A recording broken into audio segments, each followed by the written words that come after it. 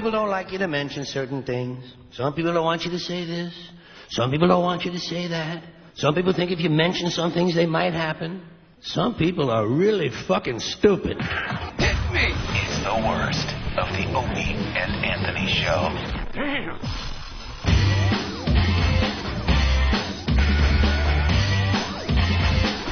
We're so excited. One of our favorites is here today, Brian Regan. Going to get him in a second. Oh, yeah, you can bring him in. Walter from Indianapolis. What's up, Walter? What's going on, guys? There he is. We're rocking. We're rolling. We got Brian Regan entering the studio. He's one of our favorites, and that's about it. What's up? Man, that's really cool, man. I tell you what, you guys are blowing us out in Indianapolis, man. You guys need to come down. We'll have a big bash for the Indy 500. Hey, that's not awesome, man. Have a big giant wow banner we're going to make, man, and we're going to put it in the Indy 500 infield. That's not a bad idea, man. We'd like to see that. Yeah, we're going to do it. We got about 10 of us where I work. I was the first one to get XM, and I've got about 8 or 9 other guys turned on to it. And I signed up, man. I signed up for 2 years, so I'm good to go. Cool, yeah. Thanks for spreading the virus for us. It's the O&A virus, Brian. Dude. The O&A virus. All right. All right, we got to... Yeah, man. Old boy told that chick the other day, that her beaver smelled like a Basset House breath. That was it for me, man. I was hooked. That's what got him. Nice. Thank you. Yeah, not that we try to be intelligent and highbrow. It's a line like that turns these people around. Actually, that was one of Brian Regan's lines. He had a box that smelled like a Basset Hound. We took it right from his act. You know how filthy he is. You know, that did ring a bell. Yeah, Brian, we're doing this free play for XM this week. We're trying to convince people. They turned on the channel for everybody because we're a special little case. And you know why, because you're friends with us. You understand how ugly it could get around here. So they're a little scared. So we're on this little premium tier. But they opened it up for everybody this week. So if you have XM, you can be listening to us right now. Right. And now we have to convince these people to continue listening after today. It's kind of like a telethon. And guess how much it costs to continue listening to us a month? $400. Yeah, exactly. Per month? $2 lousy. Whoa! And we're begging people to continue listening to us after today. So at the end of the month, when these people are sitting down to pay bills, they got to sit there and work out their budget and go, can we swing the O&A thing? I think, yeah, the guy is toiling with the calculator, pen and paper, and his wife biting her nails behind him. He turns around and goes, "Honey, I think we can do it." Well, I think we can do it. If I order one less beer when I go out, yeah. You know how Fridays I like to have 17 beers? Right. I'll just have 16. And then we can have O&A for the whole month. And kitten, you can still go to college.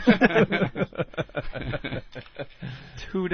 $2 lousy. Yeah, but now everyone's getting it for free this week. It's the last day of the free play. Mm-hmm. So now they're going to Monday have to pony up. Yeah. Pony up, people. And I got to tell Brian one other thing. Yeah, and if they want to continue, they could call 1-800-XM-RADIO or subscribe online. I try to do that over at Caroline's. The first show each night is completely free. Yeah. And then if they want to come to the second show, no one's taking me up on the second show. No, yet. huh? No. That's $2 yeah, for the second $2 show? for the second show. Yeah, Brian's playing Caroline's all weekend long, and you better call for tickets because all his shows sell out when he comes to New York. Yep. Here's the last slug line, and then we can move on here. Best of all, if you order this week, the Opie and Anthony Show, you'll get O&A for the remainder of 2004 at no additional charge. For the rest of the year. For the rest of the year. Now, look, it's only $2 a month to begin with. This offer ends Sunday, the 12th, which is kind of, let's sake of argument, it's like the month is half over. Right. So we have to read this nice bullet point so people could save $1. It's $1 savings. You won't have to pay for the rest of the year. That's right. That's great if it was February, Yeah, or if it cost like $40 I like when furniture companies advertise that you won't have to pay until the next year. No one can sit down and figure that out.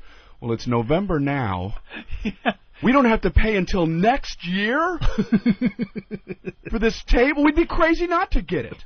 Make no payments till next year at Siemens. So, Brian, you were on our last show. Yes. And, we've talked to him on the phone since getting this new gig at XM Satellite Radio. Congratulations, by the way. We only had to wait 2 years and 4 months. 2 years in exile. That was the last time we saw you, face to face. 2 years, 4 months. 2 years. He was the guest on our last show, and I think that's why it was our last show with you. Potty mouth and FCC violations. I know. I'm here to apologize formally. Flying out of you like that. Remember how uncomfortable that day was? Oh, my God. We were like talking in code. We were talking about the Sex for Sam thing by referring it to as the peanut butter and jelly incident or whatever. Oh, that's right. I forgot about Remember? that. Yeah, we couldn't because we couldn't talk about it. The bosses had put a gag order on us. Brian is just in studio. He just wants to sell some tickets to his gig, and all hell is breaking loose around us. He's thinking, why didn't I cancel my appearance too? Like, No, I wouldn't have done that. No, man, you hung in there until the end, and we appreciate that. Yeah, no problem, man. So people were tuning in and hearing the peanut butter and jelly references going, what did Brian do? Yeah. What did he do with that routine that has turned so many people off? The Catholic Church is so upset at peanut butter and jelly. I don't get it. Yeah. So, anyway. Yeah. You've been very busy, as you usually are, touring. How many shows you do a year, would you say? I do 3 shows a year. First one's free. Yeah, the first one's free. The second one they pay for. And then the third one we just see how that goes. I don't know. You know, I try not to go out too often because I have a wife and children, I've been told. Yeah, now this is something You know, you weren't a daddy 2 years ago, were you? Yeah. You I've were? got a 5.5-year-old boy, and we have a little baby girl now too. So, But you had a little baby. Yeah, and wow, we a haven't girl. seen you in a while. I remember when you had your son. That seemed like yesterday. He's 5.5 now. Yeah, he's 5.5. Wow. And I try to be funny around him, and sometimes I just want to be myself, but sometimes, and he'll say things like, "Daddy, that's funny, just not funny enough for me to laugh." And he's not being a Weisenheimer. He's like, that's what he feels. He's just concerned about my feelings. You know? Yeah. You make people laugh all over the country, but you can't make your own son laugh. I love that. He says it with a straight face. Yeah. It's funny, just not funny enough for me to laugh. Oh, I understand, son. I understand. I'll try harder. It's not worth my energy, Dad, to really give a good guffaw. Have you done the snow cone bit for him? Maybe that one will make him laugh. No, I don't want to perform for him. You don't want to do material for him? Yeah, I just want to be daddy. You should set up a nice brick wall and a microphone and sit him down there. Well, you know what? Spotlight. I got him for Christmas last year. I got him like a microphone stand, but like it's for kids. It's like a bright yellow microphone stand. It's a little one, and it has 2 foot pedals, one for laughter and one for applause. And I find myself so envious of his mic stand. I mean, if I only had the 2 foot pedals, Right, I know I could get through every show. I don't care what you guys do, folks. I got it right here. Ah! What was it? Do you remember what that's called? No, Is it it's the stand-up comic play set or something? I don't know. That actually has more dignity than playing a guitar on stage.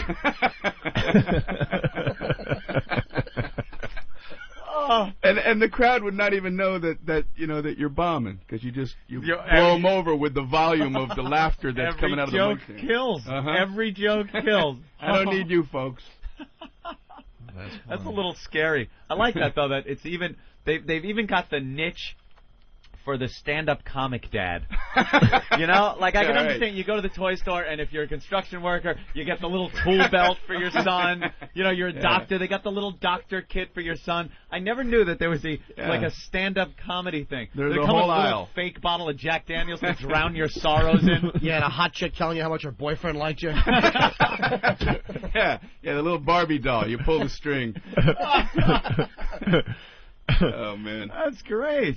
so that's what's going on there. Good. And you're raising. I like that you're raising your children in a nice, wholesome city. Yeah. Where do you live now? Out in Vegas. Las Vegas, Vegas. across the street from Siegfried and Roy. Wonderful. You know, they had local elections there, and they put the billboards on the side of the road with the candidates would have their name and then 2 one-word qualities. You're supposed to make your decision based on this. John Smith, leadership, integrity. Oh, say no more. That's what I'm looking for right there. The only way that would be helpful is if his opponent had a billboard right next to it. Steve Roberts, laziness, thievery. Oh, no. I don't think so, Mr. Roberts. I think I like this guy on the left.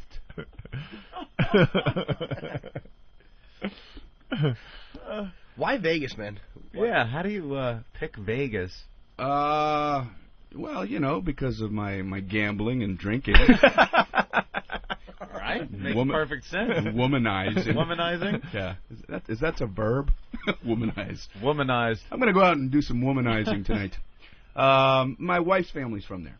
So, Oh. yeah. When we knew we were going to have another child, I wanted her to have some help when I did go out on the road. Right. So. Did you not want to move to Vegas? No, I like it. I know you She's like not, it now. She's not listening right now. I know you like it She's now. not? Tell us the truth, Brian. No, I love it. I truly do. Because some guys are forced to maybe make some, and some women are forced to make moves based on the guy's job or something like that. But it just, I like it there, man. You like it? I like getting out of because I was living in L.A. and the whole L.A. thing was, getting a little tiring. You ask people in L.A. how you doing. I've got an audition tomorrow. I've got a script come in through the fax machine. I just wanted to know how you were doing, man. I'm up for a pilot. Okay, relax. Could you take my breakfast order now? Yeah. All of them. Yes. Congratulations. I'll take another orange juice. Let's go to the phone and talk to Toolbag. What's up, Toolbag? Good morning, Dildos. How are you? We're doing well. What's going on with you? This is nothing much. I just had some eggs for breakfast. You just had some eggs for breakfast? And I was wondering if Brian ever put dirt in a cup. Oh, no. That is the worst setup I've ever heard. Well, Brian's used to the bad setups on this show. Well, but that was the worst ever. I just had some breakfast. Breakfast? Yeah, man. Absolutely. Toolbag? Toolbag, yeah. From Nolans. That's a cool name. From man. Nolans. It's the school. The whole school thing is about 6 minutes long, so I'd feel awkward. Yeah, he picked a nice long one, set it up badly. He really did a good job. Everyone else in the studio just get up and leave. He's going to be doing a school thing. This thing is about 19 minutes. I think we need shorter setups. We gave away part of the punchline too. The cup of dirt's a great, funny line. Yeah, Here's a cup of dirt. It's great, and this idiot gives it away. Hey, Brian. No, he's a good guy. He stinks. Not a good guy. He's a good guy. Brian, when you were growing up, were you into Evel Knievel like Anthony and I? I just man. thought I had asked that question. Yeah. I think that bit's only 1:48. Yeah, give or take. Give or take a few seconds. Yeah. Evel Knievel. I saw him again the other day. He gets interviewed, and whenever he's on a talk show, the interviewer wants to ask him, what it was like at Caesar's Palace when he fell off the motorcycle and bounced around like 83 times. What were you thinking right before you fell off the motorcycle? What were you thinking? Oh, I remember thinking, hey, did I turn off the iron? Then my leg snapped in half. Then I was thinking, hey, maybe I should get a puppy. What do you think I was thinking? I was thinking, ah! Something like that, if I remember right. I believe I've crystallized my thoughts. Yeah, see? There you go. That's a quickie. That's how it's done. The big yellow one's the sun. So what did he call you guys? When dildos. See, that's the difference between the other radio and satellite. Oh, yeah, you could curse So it. you get greeted with, hey, hey, dildos. Hey, dildos. You're on the air. Oh, thanks, dildos. Am I on, dildos? We're also called shit dicks, if you really want to know. Oh, now you did it. And that's going to take a little too long to explain to you, Brian Regan. Whatever happened to gentlemen? Well, gentlemen. Kind of overplayed. Call you guys gentlemen? Kind of overplayed in the year 2004. Years ago, when broadcasters used to show up in their suits and ties. It's radio, but they used to show up to work in the suits and ties. They were professional broadcasters, broadcasting the news, and maybe someone would come in and play the piano in front of a big microphone, and they would introduce them. Did they ever dream that there would be a medium where we would sit here and people would call up and go, yeah, shit dicks. How you doing? Hey, dildos. What's that rumbling I feel? I believe it's a radio legend rolling around in his grave, and I can feel him right through the ground. Just how things change for the worse sometimes. Yeah, like with Paul Harvey, it's one of those guys that have been around for years, For like years, such a classic, you know. Oh, yeah, and they just have such respect for the industry and the medium, and they hate shows like this where we pick up the phone to "Hello, dildos." it just degrades everything they've worked for. It's like building a monument, spending your life building a monument so people can go inside and have sex with hookers in it and just crap on each other. Well, maybe he'll come around. Maybe Paul Harvey will change, Come around, yeah. Yeah, and go, I was having sex with... I can't do a Paul Harvey. Well, I thought all of a sudden Johnny Carson had taken over Paul Harvey's... I do one voice. He's pretty much interchangeable with anyone. Having sex when... Hey, Tom in Jersey has a question for Brian Regan. Get off at the Slauson. Cut off your Slauson. Wow. Go ahead, Tom. Karnak. Yes. Hey, Karnak. you guys suck. Thank you, sir. Hey, Brian, I just was curious. While you're in town, are you staying at a friend's house or are you staying at a hotel? Oh, that's a very good question. That's a good question. Because he is from Vegas. He's in legitimate New York. question. He's playing Caroline's all weekend long. Yeah, where are you staying, Yeah, Brian? I'm actually staying at a friend's house, and I'm sleeping on their fold-out couch, which is I get a kick out of people when people assume you don't want to stay in a hotel. Oh, you don't want to stay in a nice hotel. You want to stay with us and be uncomfortable for a few days. I don't mind staying in a hotel. We won't have it. We won't have it. You're going to stay with us and sleep on our fold-out couch. What did I do? People don't sleep on their own fold-out couch. They have no idea what a torture rack the thing is. A mattress about the size of a crepe. There's a death bar going right down the middle. It's like you're sleeping on the top of a doghouse. Oh, yeah. This is nice. Feeling good. Feeling good about life. Did you sleep well? Yeah, once I got under the couch with the dog.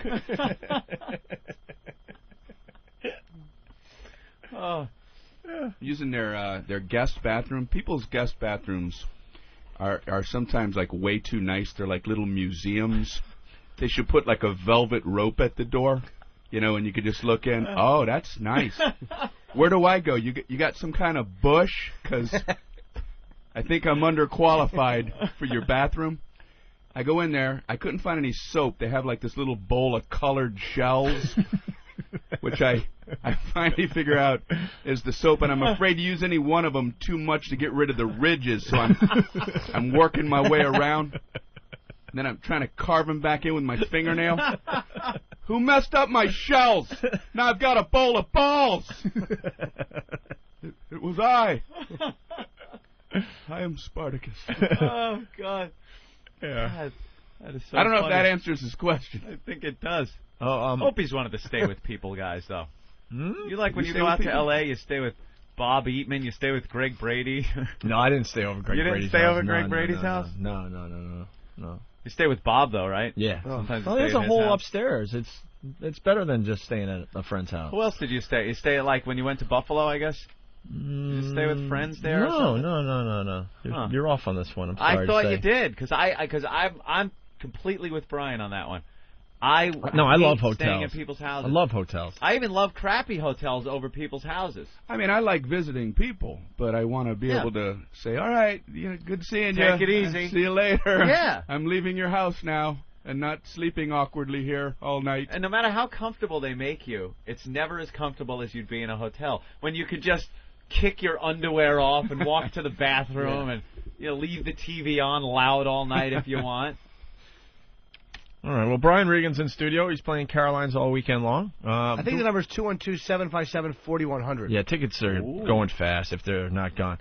Before we continue, Jimmy's a comedy club Rolodex. No, just the I remember Stress Factory He's and shaped Caroline's. like one too. Eric, can you roly-poly decks? Eric, could you cook my Pop-Tarts? It's morning radio. I got some Pop-Tarts. I just so happen to have these Pop-Tarts. Look at that. Eric, if you will, give it to the intern to What cook. if he doesn't know how? Opie, what if he doesn't know how to cook? I don't know. Well, what. hey, you don't have to worry about that. No? Oh, Yeah, what? they have directions on the box.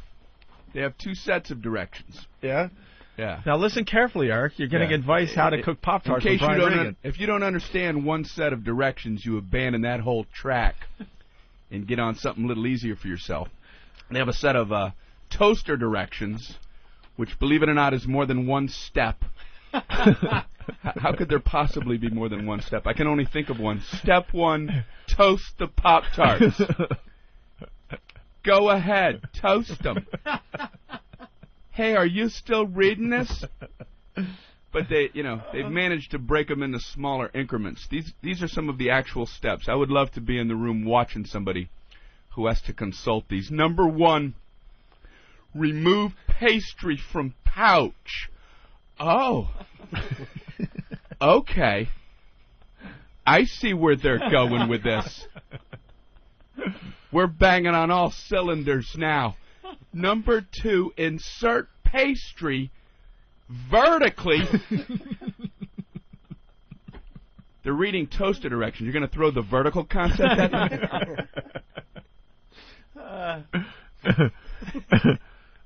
And then they have a set of microwave directions. You can actually microwave a Pop-Tart. They just blew me away. How long does it take to toast a Pop-Tart? A minute? If you want them dark? People don't have that kind of time?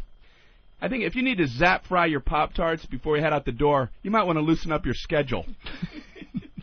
And if you look, it says microwave on high for 3 seconds. I'm not making that up. I don't think I want to wake up and be eaten in 3 seconds.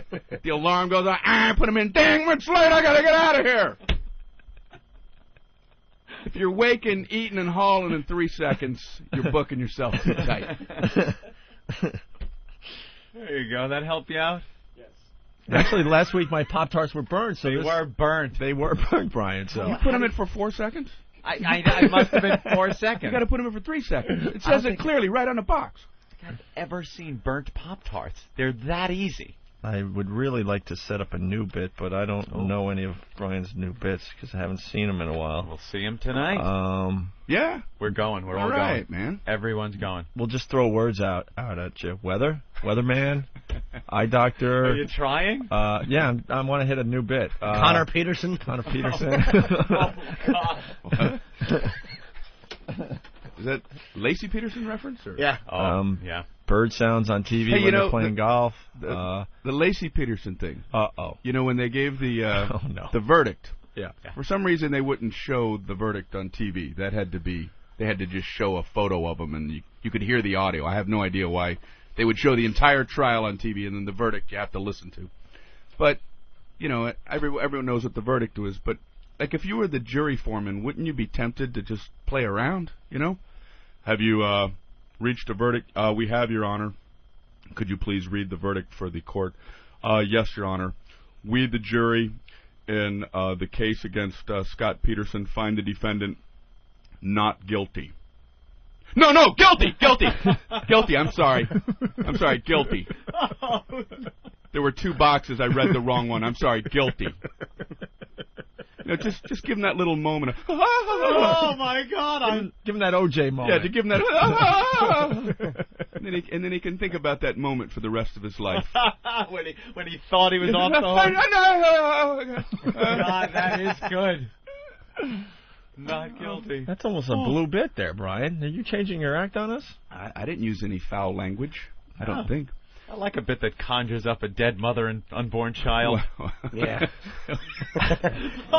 He has a new daughter. That angle. Yeah, he has a new daughter. Can I speculate as to why they only show? I'm wondering if it's to keep the jury off TV. Is that a possible perhaps? reason? Yeah, but they can show. A lot of times they have the camera on the defendant, and I don't think they get to show watch the his jury. reaction. Maybe the judge just won't allow it because the media's such scumbags and want to spinning it towards the jury. I'm not. Yeah. They didn't show. I didn't think they'd showed the jury in the OJ thing when she stumbled through all Orenthal.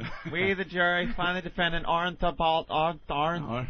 The juice. It was her big moment, and she blew it. I thought that was a joke. I'll tell you that when she said not guilty. Come on, now she's going to say guilty. Now do that. Now the real part. Where's the guilty part? Where's the real verdict? Hey, Dave, what's up? Dave checking in from Brooklyn. Hey, Dave. Hey, guys, what's up? I'm a huge fan. Brian, I've been always trying to catch a show anytime I'm in Brooklyn.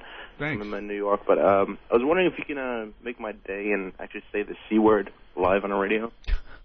That's not Brian's thing, man. Cheese? That's what I'm saying. Cheese? Well... Yeah, I use cheese a lot in my act. It's a funny word, and I'll be happy to. Cheese! He's not blue. You're not going to get dirty language out of him. Well, I was hoping. You never know with him. I've heard the word. I've heard the word. Yeah. What do you heard think? the S word and the S? F word. Yeah, all of them. Kenny, what's up, buddy? Hey, what's up, guys? Hanging with Brian Regan. Yeah, I'm going to work today, and I need to get some donuts. And I'm not sure how many to get, and I'm always a little confused when I'm picking them out. Oh, yeah? Yeah. You know, I think I might be able to help you with that. Oh, cool. Because I'm familiar with these donut places. I'm actually This is the I'm actually- worst. These are actually the going worst along with setups this. ever. Like it's, Yeah, go along with it. yeah, I feel bad for the donut ladies. People can't make up their mind. I don't know what it is about buying donuts, but people freak out. They go in there, okay, all right. I want a dozen donuts, and you have a lot of donuts. All right, I'm going to start with 4 chocolate. I want 2 twisty goos. I want a lemon twirler. I want a honey puff. I want a raspberry crunch. No, 2 chocolate. No, one. Put them back. I want a Bavarian apple crunch. Get the ladder. Hey, why don't you go out inside and think it over, huh? It's a big decision. Can't blow donut day. Yeah. I'm going to edit myself. I feel awkward going into like a 5-minute. And that is the the end of the donut joke. How Donut Day went. Another day in Donut Land. I'm just waiting to actually go into a donut place and just have one donut lady recognize me from that bit. But it hasn't happened yet. It hasn't happened? No, it hasn't happened. That would special That'd moment. be funny. Brian in Sacramento. What's up, Brian? Hey, Brian Regan. It's Yeah. great to talk to you. Thanks. Hey, man, I was watching TV the other day, and I noticed I was watching fishing. You ever watch fishing on TV? Hey, you know, sometimes I do. Sometimes I do. And it'll make you worry about yourself. I mean, you know, you're sitting there for 15 minutes going, I better get a life. I'm watching fishing. I'm not even fishing. I'm watching fishing. I'm too lazy to fish. I'm taping fishing to watch again later.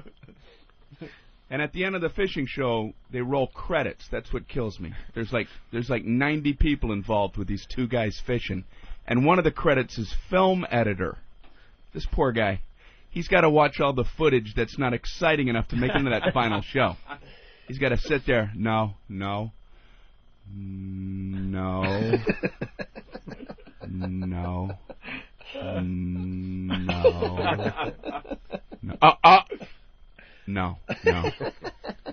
That's when the mosquito got him. That was an inadvertent lurch. We can't use an inadvertent lurch. One of the credits is writer. I'm not making that up. Look at the end of the fishing show. Writer. What are they writing? Ooh, she's a beauty. Zing! Guy's got to worry about his lines. He catches a fish. You have a line. Oh, it's a fish. It's a beauty fish. It's a fish. Fish and a beauty. It's a fish and a beauty fish. He's a fish and a beauty fish. Okay, cut. You want to work on your line? You want some time in your trailer to work on your line? Speaking of fishing, whales. I just like how the whales. I like how the writer on the program still uses a Yeah. typewriter. Oh, I like that. He hasn't moved on to computers yet. He doesn't have no word processor, nothing. Just zing. Imagine. Ding. Okay, still banging out a report on a typewriter like that. Zing. I had to do. I don't know how. When I went to college, this was before computers. I can't even. I had to write papers and stuff on regular typewriters with the whiteout and the whole thing. Yeah. What I would give to have my college years over again, and you could just use a word processor. Kids these days. They have no idea. They got it easy. There was the one thing you'd put under the typewriter, too. It was like a pad you'd push if you made a mistake, and you hit it and it whites out for you. Oh, yeah, I remember that. Yeah. Ooh, what was that? Well, that was modern. No, like I a little didn't even piece know. of paper with some whiteout on it. Yeah. It would just white out for you.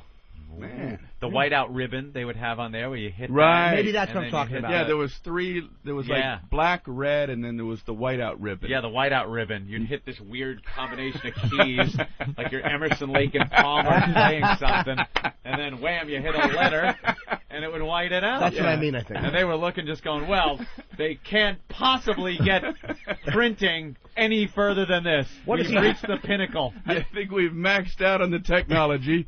We have the whiteout ribbon The whiteout portion. ribbon is as far as typing at home is ever going to go. And you could never really read it once it was fixed. Like, what? She's a K-U-N-T. What is that? I thought I fixed that. I wanted to spell cheese. Let's say hi to Pete in Connecticut. Pete, what's up? Hey, guys. Brian, you're the absolute king. I swear to God, I catch your special every time it's on Comedy Central. Thank you. Speaking of fishing and pregnant women, have you ever, the other day I went up to this friend of mine who I thought was pregnant. Oh, and my gosh. Really embarrassing. Yeah, man. She wasn't pregnant after all. Oh, boy, what an awkward situation. Yeah, that happens to me sometimes, too, man. Was it? You know, you walk up there and, hey, when's that baby due? What baby? At the zoo, the pandas. I knew they were trying to have one.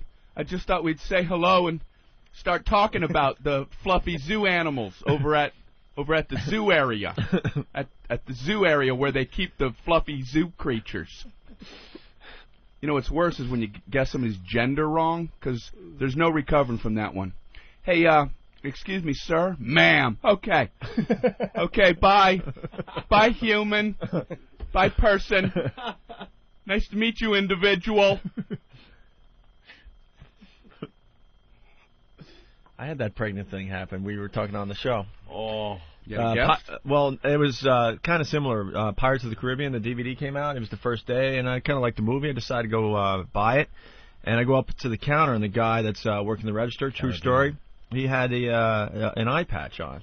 And I said, oh, wow, you guys are getting into it today because the movie came out. Oh, like he was dressed like a pirate? Well, he had the patch. Did he have a shirt and a parrot? I don't anything else? All I saw was the eye patch. Seeing eye parrot, you make fun of that too. All I saw was the eye patch. I'm like, oh wow, you guys are really getting into the release of the movie, He's like, excuse me, and that's when I realized that he probably just has one eye and he's covering up. I was so uncomfortable. I did a corporate gig one time. Who's booking those? It was some company, a small company. And they had, like, the owner who wasn't there for some reason gave, like, a video presentation to, that was, like, on the stage. And he had something wrong with his eye, and they pixelated his eye out. I'm not making this up. Are you kidding? And when he would move, the pixelation would move over his eye, and no one explained what was wrong with his eye. I mean, what was behind that pixelation, Yeah. I mean, if it's worth pixelating, why wouldn't you go get a patch? If you need to pixelate. Wow. And you never found out? You didn't ask No, somebody? I didn't want to ask. It's like, hey, I didn't want to go on stage and have that be my opening thing. What's the deal with a guy's eye? Your boss. What was that all about? The guy that's paying me. Yeah, the guy that's signing my check, maybe. Hear that whole audience go, ooh. You're not allowed to talk about that? Not the eye. I don't know what this guy's getting at. We'll try it. Ken, what's up? Hey, hey, Brian, I just want to let you know you're the best. I saw you at the Strand in Lakewood a couple months ago. You were killed. Thank you, man. Hey, man. Hey, I'm getting ready to take my bicycle out, and I'm going to do some stunts. And if my 9-year-old paramedic's around, what do you think you should do? Well, wow. Well, we used to do that when we were kids, man. We would make do the bike ramp stuff out in the street. And we put the cement block out in the middle of the road. That's one thing you can do, because that's where all the cars are. And you angle some wooden plank up to it. And the object is for one kid to get on his bike, ride as fast as he could, and see how high he could go. And that's as far as we planned. It wasn't until the first kid was flipping in midair. What happens now? We don't know. And he'd hit a mailbox. And then you'd have the 9-year-old paramedics running up. We didn't know what to do. Get some leaves! We did that. He had the easy part, though. He just had to lay there and hurt. The hard part was being the kid who got sent in first to tell mom. That's like the hardest part growing up, you know, because if you were picked, you'd have to run in and be strong enough to let her know it's important, but not so over the top to freak her out where she couldn't handle it. So you would run in the house, hey, mom, hey, how you doing? Just thought I'd run in at full speed and, you know, to say hello. And, oh, you know Kevin? Okay, well, you know how like his right arm usually it bends like that? Well, it's not bending like that, but we know that you said you had to go get some milk later, so we were thinking since you have to go anyway, if when you go, if you just might want to take him to the hospital. And if you get peanut butter, get smooth. Well, now they have the peanut butter and the jelly in the jars together, making it kind of easy for you to make the sandwich. That's true. That's a good observation, Opie. Thank you. I've noticed that. Thanks. I have to go check that out. Thanks, Brian. And Isn't why that like not- in the stores? why Hey, not- we had a bird get stuck in our house the other day. Oh. Have you ever had that happen? No. Bird flew in the front Oh, door. I've had a bat. I've had a few You've had bats. a bat? Oh, yeah. Mm-hmm. Wow. I used to have when I worked in college. I was a what do you call it? Yeah, I was a bat. I worked part time as a bat. I was like Batman on campus. They needed a superhero. No, we had a bird get stuck in our house the other day. It flew in, couldn't get out, and you know, so it's like horrifying for everyone. You know, you're ducking, but what we found ourselves actually like trying to reason with the bird. We're like talking, going, "The window's open in the kitchen. The window's open in the kitchen." Like he's gonna go, "Oh, I'm sorry. What did you say? Oh, the kitchen. Okay.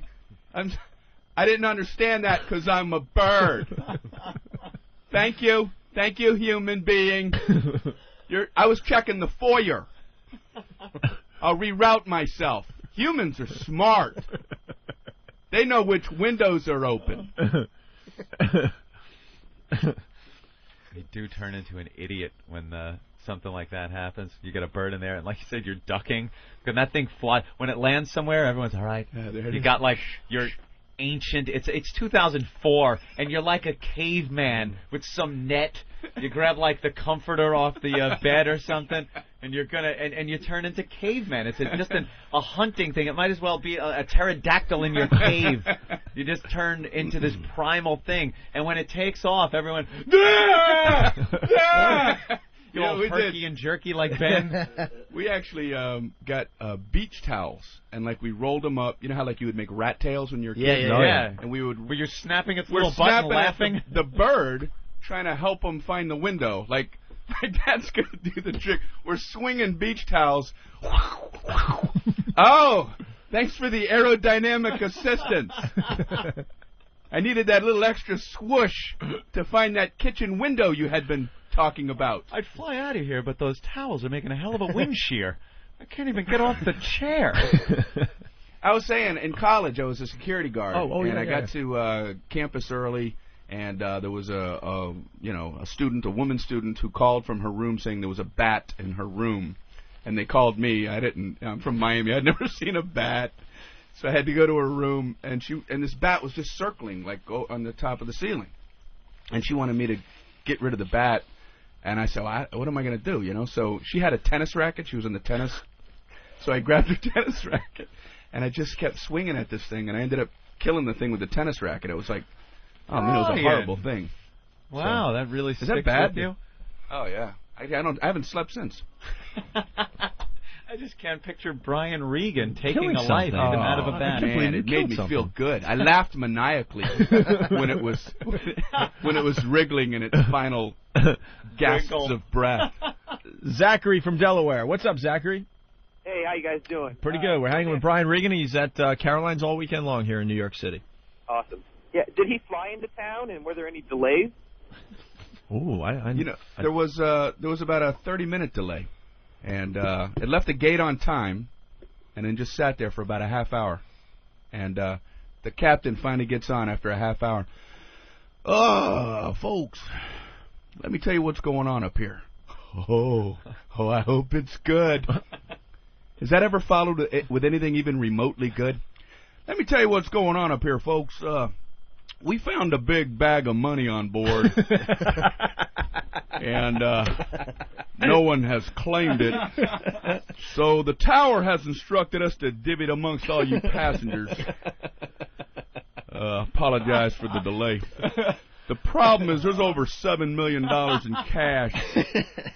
And what we're running into, each individual stack is getting so high they keep toppling over. Can't apologize enough, folks, from the flight deck. Our apologies. It's never that. It's always, somebody put our engine in upside down. And there's only one tool in our galaxy that can fix this. And it's in Madagascar. The tower has instructed us to go to a holding area and remain there until anyone on board dies a natural death.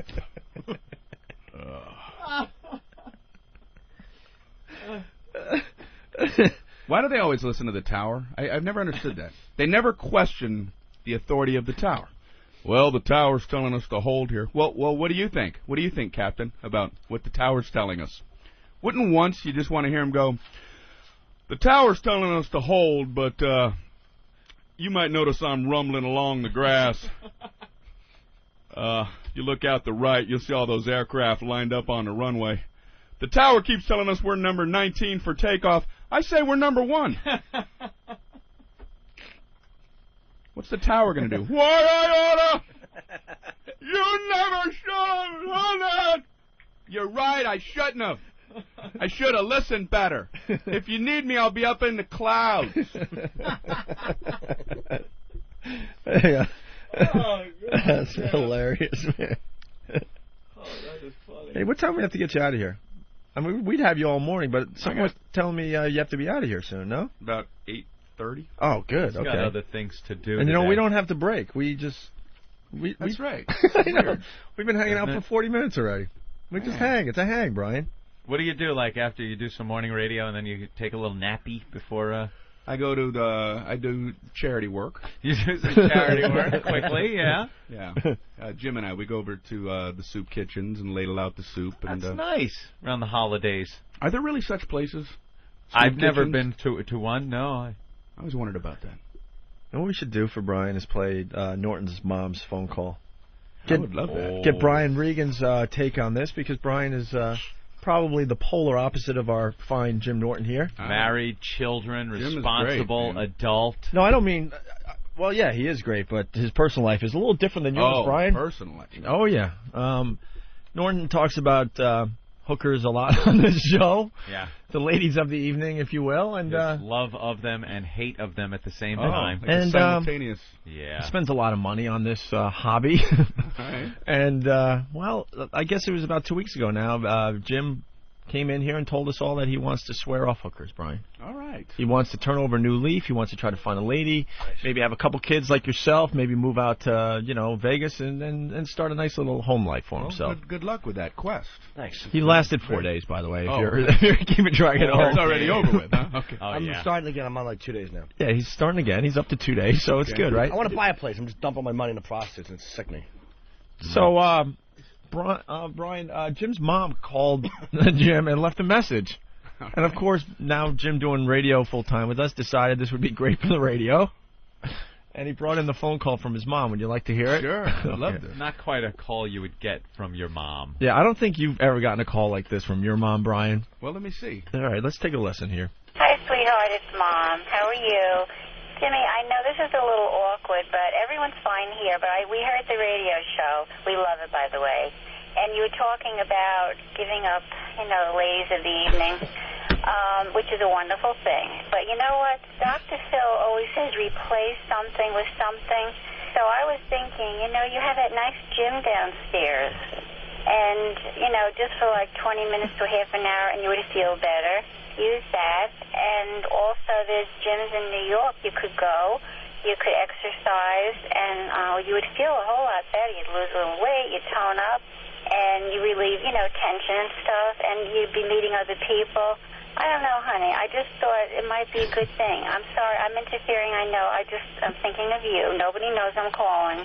So don't get offended or think I'm strange, but I am a mother, and I worry about you. You're doing so well. Everything's falling into place. This might be just one of the, the health thing. It would help you, sweetheart. Well, anyway, that's it. I'm not going to go on and on. I know it's not my business. But anyway, I love you, and I feel I can interfere because I'm your mother. I'm taking special license. But anyway, we're looking forward to seeing you at Christmas. I really hope you can make it. And anyway, don't be mad at me, okay, sweetie? I love you. Talk to you soon. Bye-bye. Man, there you go, Brian. That was actually very nice. Wasn't that a you could sweet feel the love coming through. Yeah. She loves you very much. Oh, yeah, we get along That's what great. I got out of that. Ladies of the evening. Ladies I of the love that. evening, Dr. Phil, And she's telling me when she's like, you better, you could tone up a little. She's like, look, I've seen you. I understand why you have to pay, stupid, but for financial reasons, do a crunch. She figures she's giving advice anyway. She might as well hit a few different topics. At the same, Right. I'm not saying you're wrong to get horse, but Yeah, you know what else I just picked up this time around was the fact that it's not only getting rid of the whores, the ladies of the evening, and working out and relieving the tension, but meeting new people at the gym. Yeah, maybe. I just picked up on that one. Maybe she wants you to meet some new Your future people. girlfriend could be on a Stairmaster right now. Yeah, that's what she's saying. You could go meet some people and release some tension. And You're going to meet down at the gym, Stop being a filthy embarrassment to the entire family. I just can't picture you in the gym like, hi, my name's Jimmy. You are? How is Christmas going to be after this phone call? There'll be a lot of avoided eye contact. So you just keep looking at the plate of food. Man, this is good. You just keep cutting. More ham. Man, oh man, I can't even pick my head up from this. Hungry enough to eat a whore.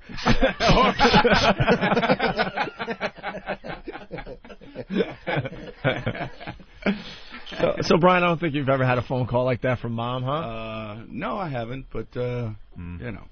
But God bless. It's nice, though. You could feel like, she cares a lot about Jimmy.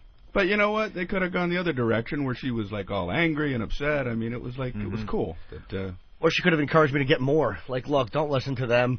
You got to pay to get it sucked. Who cares? Who's looking?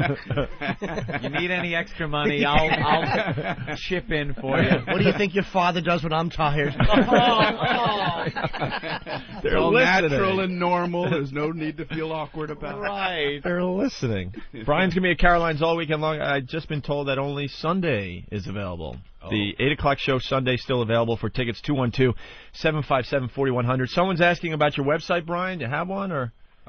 Yes, I have a website. Is it a web address? Yeah. It's just my name, BrianRegan.com. All right. So that's REGAN, right? REGAN. And when are you going to put out another CD?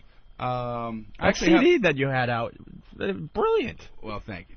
You didn't make any money off it, because who makes money off comedy CDs these days? But that actually worked out okay. I have I have a DVD coming out very soon. Oh, look at you! A DVD? Yes. To show I don't off know what that means. To show off how handsome you are. It's a technical term for a video.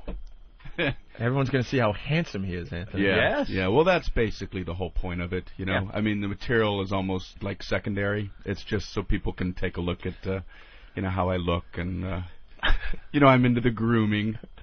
Sure. Yeah. You could tell. Are you a metrosexual? I don't know what that means, but it's guys that like to, keep everything neat and orderly, but they're not gay. Oh, okay. Well, straight guys with gay fashion sensibilities. It's not even. It's like guys who are like really neat and coiffed properly and all. No, that do the whole that. Go get facials and manicures and. Absolutely, yeah. Go visit a sick friend. Just. Even that. Caring deeply about friends and stuff. That's.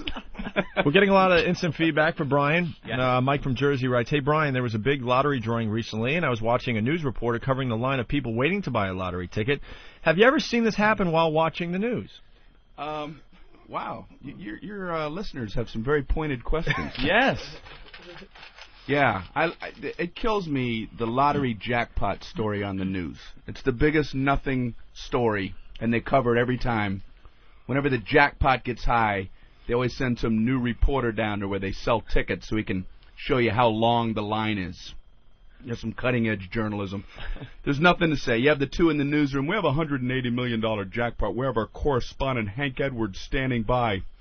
down at the ticket line. Hank, what's going on down there? We have a long line.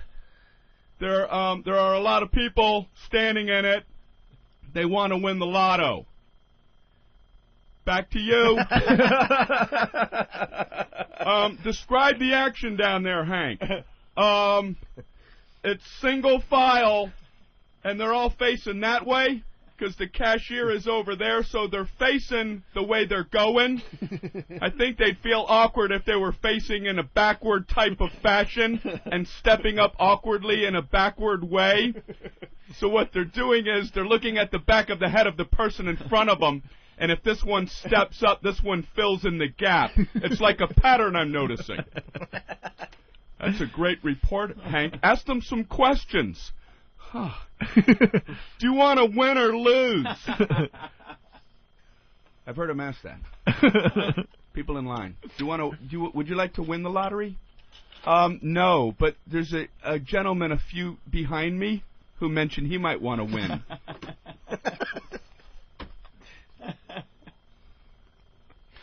You know what kills me about the lotteries when I don't know what it is about a lottery jackpot. I defy you to tell anyone about a huge lottery jackpot without them having to explain the taxes involved. What is it about that? Yeah. Hey, did you hear there was a $380 million yeah, but taxes, you pay taxes on that. Yeah, I understand that, but it's still good, isn't it? Yeah, but they're gonna, like half that goes to taxes. Yeah, I know, but then they still have like $150 million. Yeah, but they pay a lot of taxes. Right. Okay. So it's bad. Yeah, it's bad that they. There's always a buzzkill around. Buzzkiller. I think we have time for one more call. Chad in Brooklyn. Chad, what's up, buddy? Yeah, what's going on? I'm sorry, I missed where Brian was going to be. Caroline's. See, it's stupid for me to call up to ask. I would have wrote it over the internet, but my computer's been acting up. Sometimes it has a mind of its own. You know what I mean, Brian? What is that? That could be the worst setup ever. Awful. I thought I was bad with the setup. I know what you mean. Yeah? Yeah. I have an old computer myself. I got to get a new one. I've got an old one. It's made out of wood. I got a nice oak finish on it. No, they've made like advances. This is similar to the typewriter thing. Yeah. I have this computer, but my friend let me work on his. He's got a new one. His anticipates what you're writing. I had never seen that. I just write on his MON, and the screen pops up. Monday? Wow. Yeah, Monday. FEB. February? Right again, Kimosabi. And then this thing pops up. It looks like you're trying to write a letter. Do you need help? Yeah, write the damn thing. Then I go home to work on mine. Mine tries. It's just not very bright, I guess. I write MON. Mongoose? No, Monday. FEB. Febreze fabric freshener? February. It looks like you're trying to write the Magna Carta. Do you need help? Your computer's stupid, huh? Stupid in school. My computer has the white ribbon in it. It still has the ribbon? Yeah, the white erasure. Comes up across ribbon. The monitor. All right, I think we have to get Brian out of here. Yeah. When are you going to come back and see us again, Brian? Soon. Yeah? Yeah, man. All right. It's nice to get that closure, Opie. This has been closure. Yeah, definitely. This is our last guest after right before we got fired. Did you know that we were just so done after that show? It became that international story after you left. I was on my way to the studio, and my manager called and said, I should probably just give you a little heads up of what's going on. A little heads up. It's almost like you might see a lot of cameras outside the studio. And it's almost like calling somebody on a cell phone when they're laying on their back going to that big circular saw. You know? Yeah. Hey, just a little heads up. There's a buzz saw about 3 feet from your head. So I was like, oh, okay, wow. So he told me the deal. But you guys have been, so great to me over the years. So I came in and I knew it was a little awkward, but I didn't realize what the ramifications were. He could sense when we were both walking out with the box with our nameplate and pictures of the family and I had our desk blotter. I had a wilted plant in mind. A wilted plant, yeah. And a Ziggy cartoon that I saved.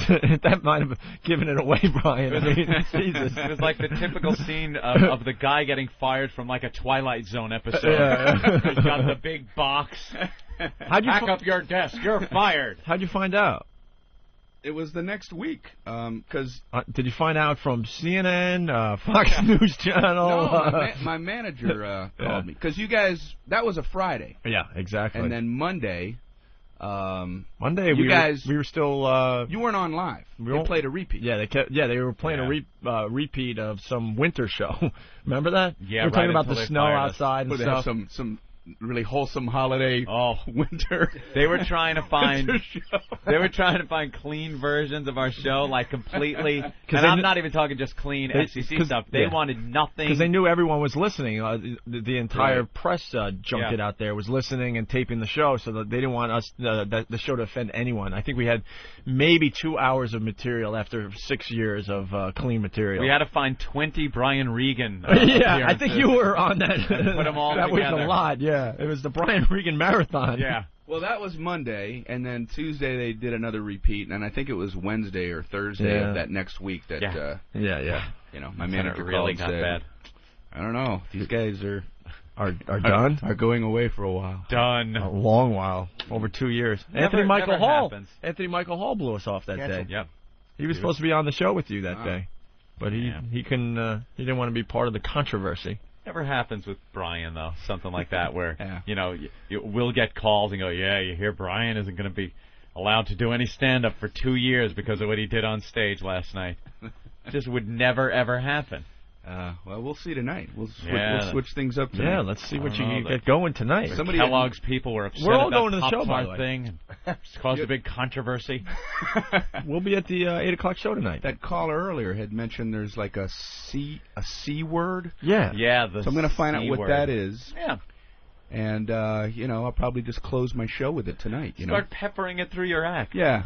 It'd be funny if I just threw that, like, into every sentence and, like, never referred to why all of a sudden I'm horrific. The horrified people, the looks on the people's faces. Your cutest bit, People bringing their grandmothers out. Hey, what is with these effing Pop-Tarts? These stupid old ladies. C's. What a bunch of C's they are. Hey, what's the baby do, C? These donut ladies, what a bunch of C's they are.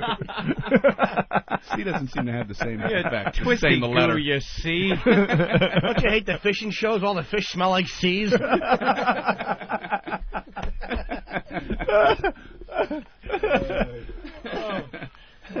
And just dropped jaws everywhere on the crowd as Brian hits the pedal at the base of the microphone to get a laugh. Yeah, just to cover up the horrifying. Whoa. Sometimes you'll listen to a radio show, and you know how you can't have on satellite you can, but on regular radio you can't have like a 4-letter word, right? Yeah. But for some reason they can have the first consonant sound and the first sound and the last sound. Yeah. Even in a 1-syllable word. Yeah. So like the C word, you'll hear the C and the T, but they'll bleep out the offensive UN part. Yeah. So there's. Yeah. What? Yeah. Boy, I'm glad I didn't hear the un, because the un. That's the part. That's the part that is so offensive. The un part of that word. I like when they bleep it, too, in the middle, so you hear, like, the F word, and it comes out, fuck! It's pretty much it being sung. It's just like, shit and fuck and... Same thing. I don't think it leaves much to the imagination. No. We might as well play the F lesson.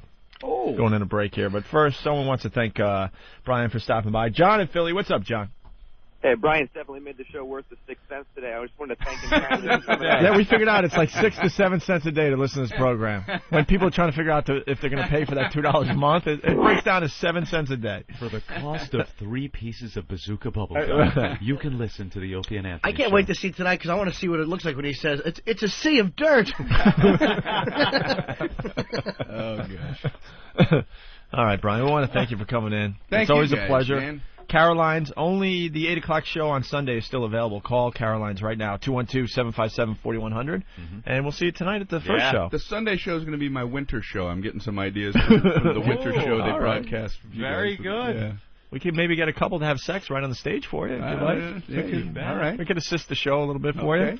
Doing your act and stepping over naked bodies. I'm open to ideas. XM 202. The Opie and Anthony Show. Here's Opie and Anthony when they aren't stinking. Ooh, who took their shoes off? It's a little stinky in here. The worst of Opie and Anthony. All right, a little surprise for everybody. Haven't done this in a while. Right? No, we haven't. And we can't tell you what it is because we want to get it done before anyone gets in trouble, right? We've done it in the past. So let's go to Sex Bagel out on the streets of New York City. Sex Bagel! Hey guys, I'm out here in the cold, pouring rain with a bunch of Tony Danza fans here. And, we have Tina from Philadelphia, who is a massive Tony Danza fan. She would love nothing more to speak to Tony. Oh, that's wonderful. All right, I think Tony Danza's ready here.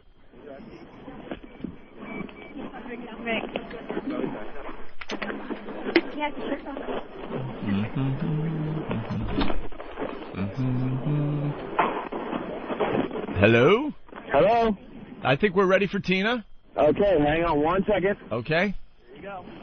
Hello? Tina. Hi, Tony. How are you? Hey, how you doing, Tina? Good. We love you so much. There's 8 of us. We came all the way from Philadelphia to see you. Philadelphia. Hey, you know I'm doing very well in Philadelphia. That's great. The show taking off. Getting married. I am so very excited. I went to hear your CD. I wanted to purchase one. Oh, you like that? Yes. Yeah, well, I loved singing for so many years, and you know, God bless, I've been able to pursue that now and put out a CD. Oh, that's great. I was a big fan of Who's the Boss.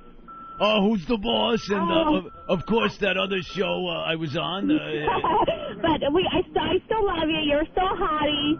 Oh, hey, does that mean Tony might get lucky? Can't wait to meet you.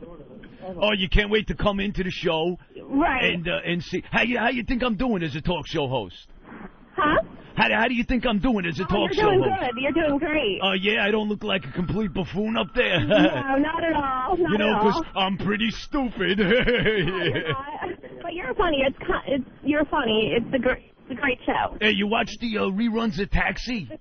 Huh? You watch the reruns of Taxi? Yes, I do. Yes, I do. When I was a young guy, you know, my mule was all hard. Definitely. And that little, the little guy with the little guy on Taxi. The little guy on the Taxi.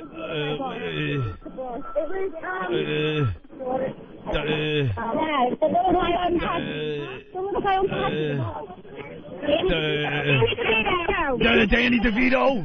Yes. Danny DeVito, a good friend of mine, Danny DeVito. Oh. Yeah, he used to make us laugh so much. He'd come in and after a night out banging whores, he'd go, "Smell my finger." Yeah. Oh my God. Oh yeah, a little too risque, I understand, but and then the guy that would fix the cars. The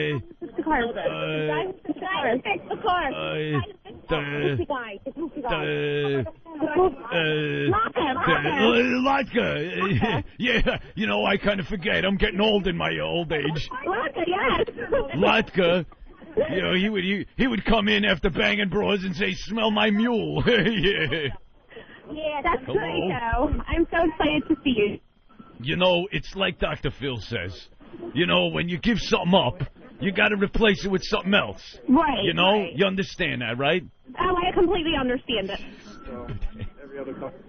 Yeah, huh? So how long before they let you in? I don't know. We're still waiting. Hey, do you know who's on the show today? No. Uh-oh. I was hoping you'd tell me, because they don't tell me till the last minute. Oh, really? Oh, my God. Yeah, we don't know who's on the show today. Hey, how big of a Tony Danza fan are you? I'm a big fan. A big fan? I'm a huge fan. We're all huge fans. We have 8 people. Yeah.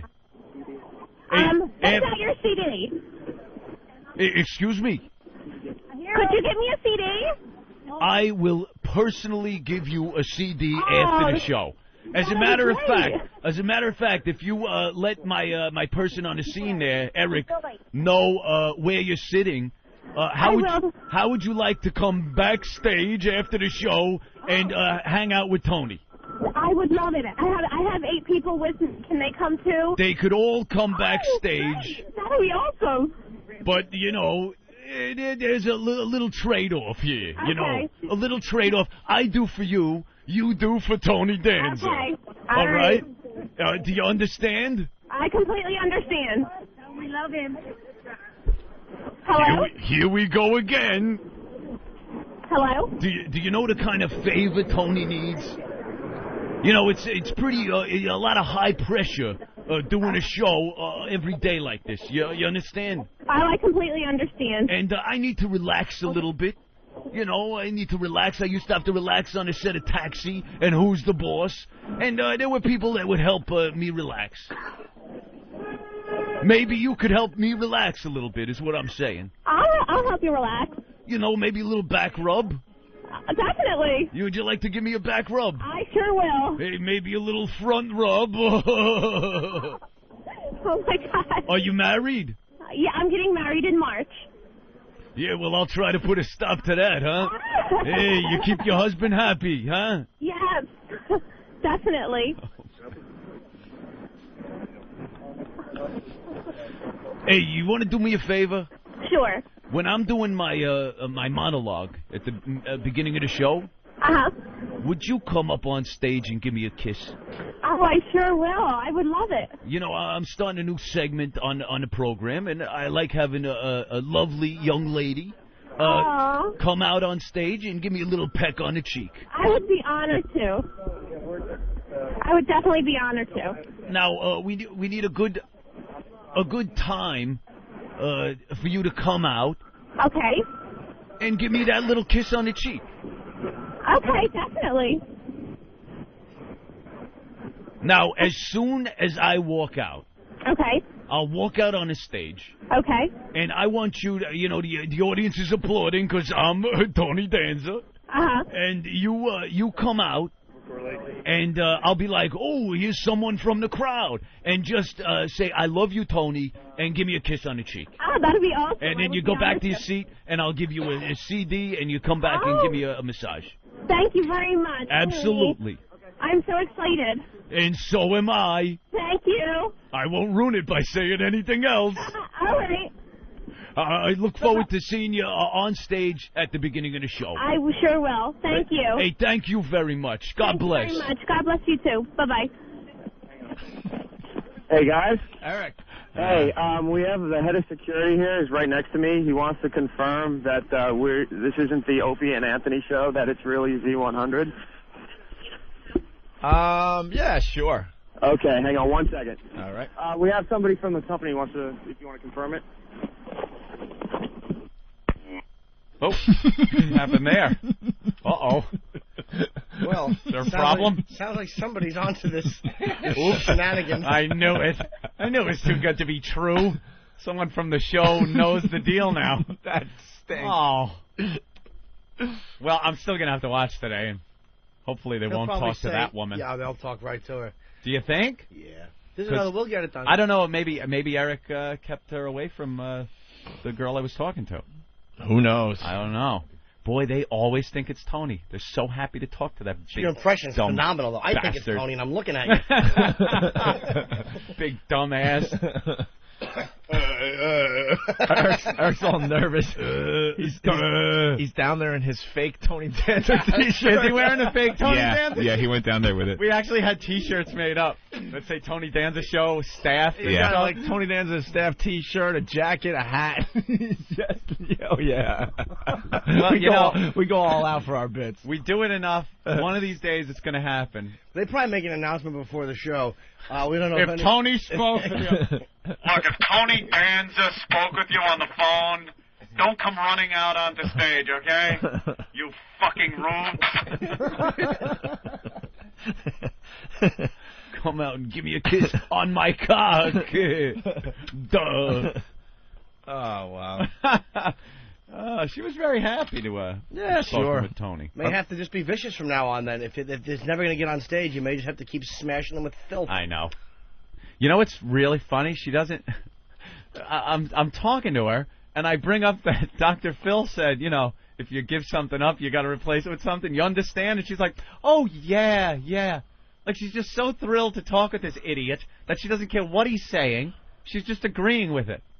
She's agreeing with anything. We're trying to get Eric back on the line, but hey, where'd he go?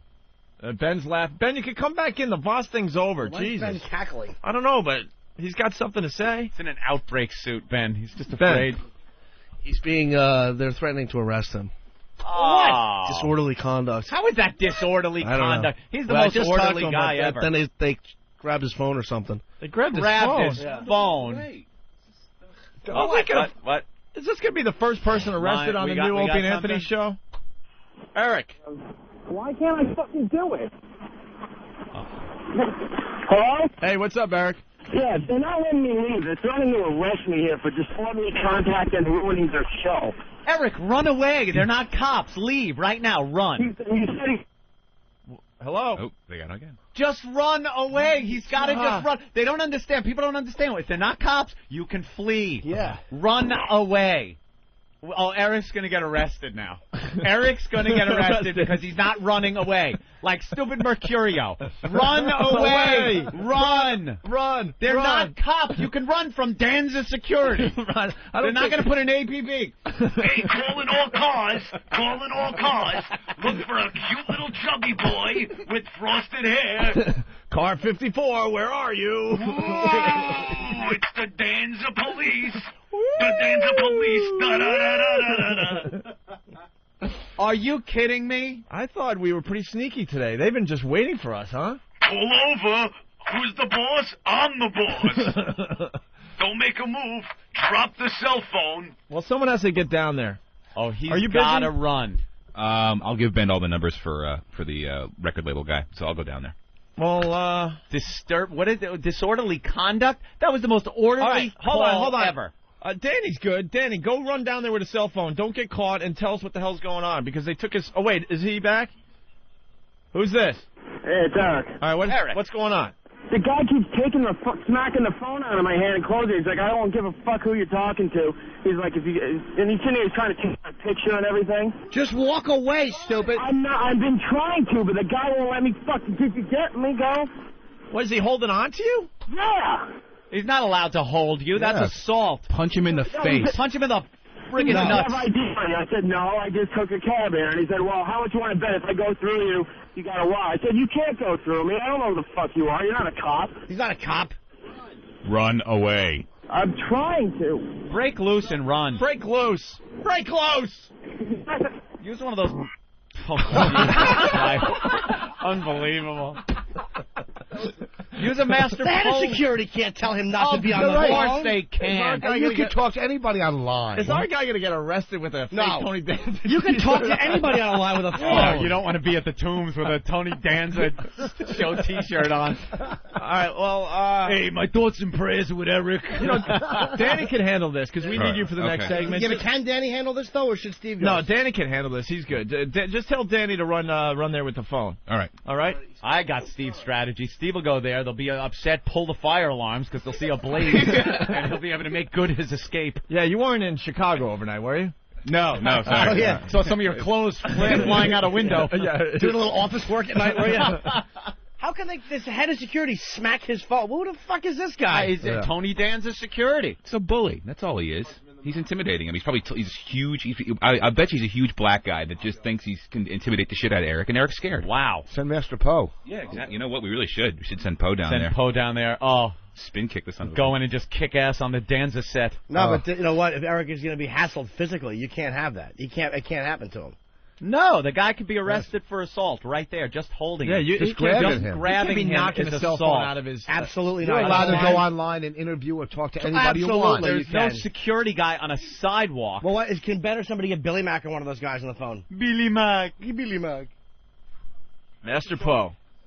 What's wrong? Eric's in trouble? Yeah, one of our guys is in trouble. Yeah, he is, no bullshit. He's online on the Tony Danza thing. He's getting arrested. The head of security won't. He was just on the phone. He wasn't doing anything, and the head of security is like every time he tries to call the show, the head of security won't let him go. And he keeps like smacking his phone, and he's like, What exactly did he do? on the phone, just with the phone, like interviewing somebody on the line. Okay. This just in, he got away? Yes. Okay. Oh, good. Of course. Is he running? Yeah, he's running. I just told him I'm running in the middle of traffic. You know, that's how he Just gets run, rid you of- could lose him. What did they do to him? Oh, I don't know nothing now. You're right. They knocked okay. the cell phone out of his hand, right? Yeah. We'll get the full Okay, report we're- when Eric we're gets getting back in here. contact with Keith. That you Bodily can't do that. holding him. No, you can't do that. That's against the law. All right, we'll you find can't out. smack anything out of anyone. When Sex Bagel gets back, we'll find out exactly what happened. Okay? Dude, I really think that if he smacked the phone out of his hands, Eric should file a report. Exactly. There's He nothing should. illegal about interviewing somebody on a line. Of course Why not. do we have to deal with cops again? Twice already? It's not against the law. No, Eric's not a disorderly guy. Not against the law. Maybe he can get free tickets for Tony. And he's a nice guy. Oh my God, Master Poe's going to lose his mind. Look at him. Well, he's- breathe. he's taking the breathe, legal route. Breathe. Thoughts and prayers, Poe. Breathe. We No. gotta get some boards in here that you can break when you just get pissed Ooh. off. We should contact Keith because honestly, Well, we'll find out as That's- soon as Eric gets here. that's wrong. Yeah, it's I wrong. hope he's ditching the Tony Danza T-shirt where Master Poe ditched the bloody gi. The bloody gi in a dumpster. That'd work. Ditch the evidence. Eric, if you're listening to us, ditch the evidence. How is he listening to you? He doesn't have. He didn't. Maybe he has smell a Boss's Wi-Fi. ear. I don't know. All right. Jeez, Well, man. we'll find out what happens when he gets here, okay? Okay. All right, Poe. Breathe. Breathe for us, okay? Poe's very pissed off. Eric right now. running down the street. Your mom's phone! All right, he got the word in. Great. Man, they've been waiting for us. We've been wondering. We were being set up. We were being lulled into a false sense of You security. heard how sneaky we were. We didn't tell anyone. We just went to it real fast. He's there with the dopey shirt on. You know that pissed him off. Too bad. Not You illegal. can wear whatever the hell you want. Says the Tony Danza Right. But why they ask if you were the other radio station? I guess it's okay if Z100 does it, but not us. Because Z100 isn't gonna say things like Tony needs his cock sucked. Nah. I think it might have been from what I was gathering there. They think Eric was saying he was with the Opie and Anthony show, but he was really with Z100. So they wanted to know who was really at the bottom of this, so they could get them in trouble. Oh, well. So they were trying to get Z100 in trouble, thinking it was Z100. That's what I think. There you go. You know? Maybe no. You I might. don't think they have a relationship with the Z100. They may have gotten I think wind. they thought Eric was lying and saying it was Opie and Anthony. I think Eric panicked and said I'm with Z100. Oh, you think Eric did that? Of course he did. More He misrepresentation Would of you himself? say you were with Opie and Anthony on the line? He probably just went. They probably went. Who are you with? You know, some douchebag Oh, security Z100. guy. Yeah, he does do that to get out of trouble. Oh, yeah, he sometimes. did. And he With us. figures out what's the faggiest radio station, so maybe Right. they'll have, some sympathy for me. XM202. The Opie and Anthony Show. All right, so Anthony, wow. Eric is on his way back to the station. Yeah. He's a little chubby, or he'd be here by now. He's running. Well, he needs to work out a little, maybe tone up. A little tone up would Maybe be he, nice. Maybe he can replace one line with another line. To the Nagels listening in Florida, don't worry, your son did not get arrested yet. No. No, he's fine. He had to call up twice for us to tell him to run, though, which gets me. You got to have a briefing with some of these people, Opie, because the prime rule for anyone out and about that is involved with this show on the street ever is to make sure you get arrested so we get the publicity. Well, yeah, that's the real thing, but we can't really the say that. official line we tell them is to run. Or just walk away fast. They can't grab you for something like that. No, but apparently the security guard at the Tony Danza show grabbed Eric They were and was onto us. holding him, saying that the cops had been called and that he was holding him there bodily, and then would grab his cell phone or smack his cell phone out of his hand. This constitutes assault, Opie. Now here's the problem: if the cops were called, then the cops will be here because now Why? they have to get to the bottom of it. Good, let them. Eric can call whoever he wants. You think New York's finest is going to take the time out to come down here after they talk to a Danza security guard and find out that nothing was happening? Danny. Hey, what's up, guys? Hey, Danny. I just got to the line. There's no sign of Eric, but there is a big beefy security guard I could probably talk to. All right, yeah. Ask him where Eric went. All right, hold on. Wait, we can't get our intern. Wait, Danny. Yeah. Should we do that? He just wants to ask him, but maybe Yeah. we should hear from Eric first. Yeah, why don't you just ask the security guard what happened to the Eric guy? The guy from hold Z100. The guy from... Hey, was there a guy here named Eric? No? Because I'm looking for him. And I don't see him. I was just wondering if you might know where he is. He was interviewing the Tony Danza audience member. He has no idea where Eric might be. All right, I wonder if that's the same guy. Yeah, I don't know. It could be a different guy. Okay. I'm peeking into the windows looking for him inside. No, Danny, Eric ran away. Oh, he did run away? Yeah, he ran away. He made like a banana and split. Yes. All right, cool. All right, thank you. He ran like Bobby De Niro from a Norton photo op. Oh, God, that would hurt. Thank you, Chief C from New York. Did he say that? Yes, I'm not going to Call up Eric. I want to see where he is. We want to... Ben Ope wants Eric on the phone. Get all the details. Yeah. So, we've been doing this Tony Danza thing off and on for... Well, I guess that's only the third time, right? Yeah, that's only the third. Is my mic lower again? I don't know. Eric ran, man. Somebody held Steve C's hat under his ass. There we go. Yeah, from time to time we go out to the Tony Danza line as they're filing in to see that stupid show, and Anthony does a great Tony Danza impression. And have a little fun with it. And we have fun with the rubes that are waiting to see Tony Danza. Because they're all rubes on that line. And they buy it every single time. Every single time. All happy to talk to Tony. We haven't been tripped up once. Do we have, like, the other one all queued up? Maybe we could play this, and by the time this ends, Eric will be in studio. How's that sound? This was the dirty one. This is the dirty version? Yeah, this is pretty funny, though. So, finally today they were on to us, and they caught us, and I don't know what's going to happen. Because they were trying to hold Eric there, the security guard, and supposedly the cops were called. I bet they had a big meeting about this a while back, and they were all psyched that it was happening today, probably on the walkie-talkies. It's going down. It's going down on the line. He's out there. He's out there. Code blue. Code blue. He's on the line. Big meeting. All right, if it happens again, I want some fucking heads busted. Yeah, you know how he... Like Dan's in there with a baseball bat. I guarantee that's how he talks when he's not on his show. These fucking pricks fuck with my show again. I want some blood on that fucking sidewalk. You hear me? I ain't the nice fucking Danza here today, pal.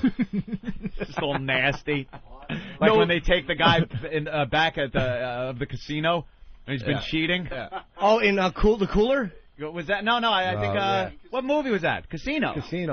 And they take the guys that were cheating. Oh my In God! the back, you could have the money or your hand. Oh yeah. It was also in the cooler. Yeah, they had a scene like that. It was. Cooler. Yeah, but your casino's bigger. And it's Tony Danza. Hey, how you doing? Hey, why don't you come back here, huh? Yeah. You don't fuck with Danza. I'll give you the fucking Danza. No thoughts and prayers to this scumbag. Yeah. Thoughts and prayers to your face. So, Eric, what happened? We were convinced we were going to get away with it again. Yeah. Well, you did to an extent, but as soon as she handed the phone back to me, I turn around and there's this guy right there, and he starts going, "Who are you? Who are you working for?" I didn't give him a name or who I was working for, right?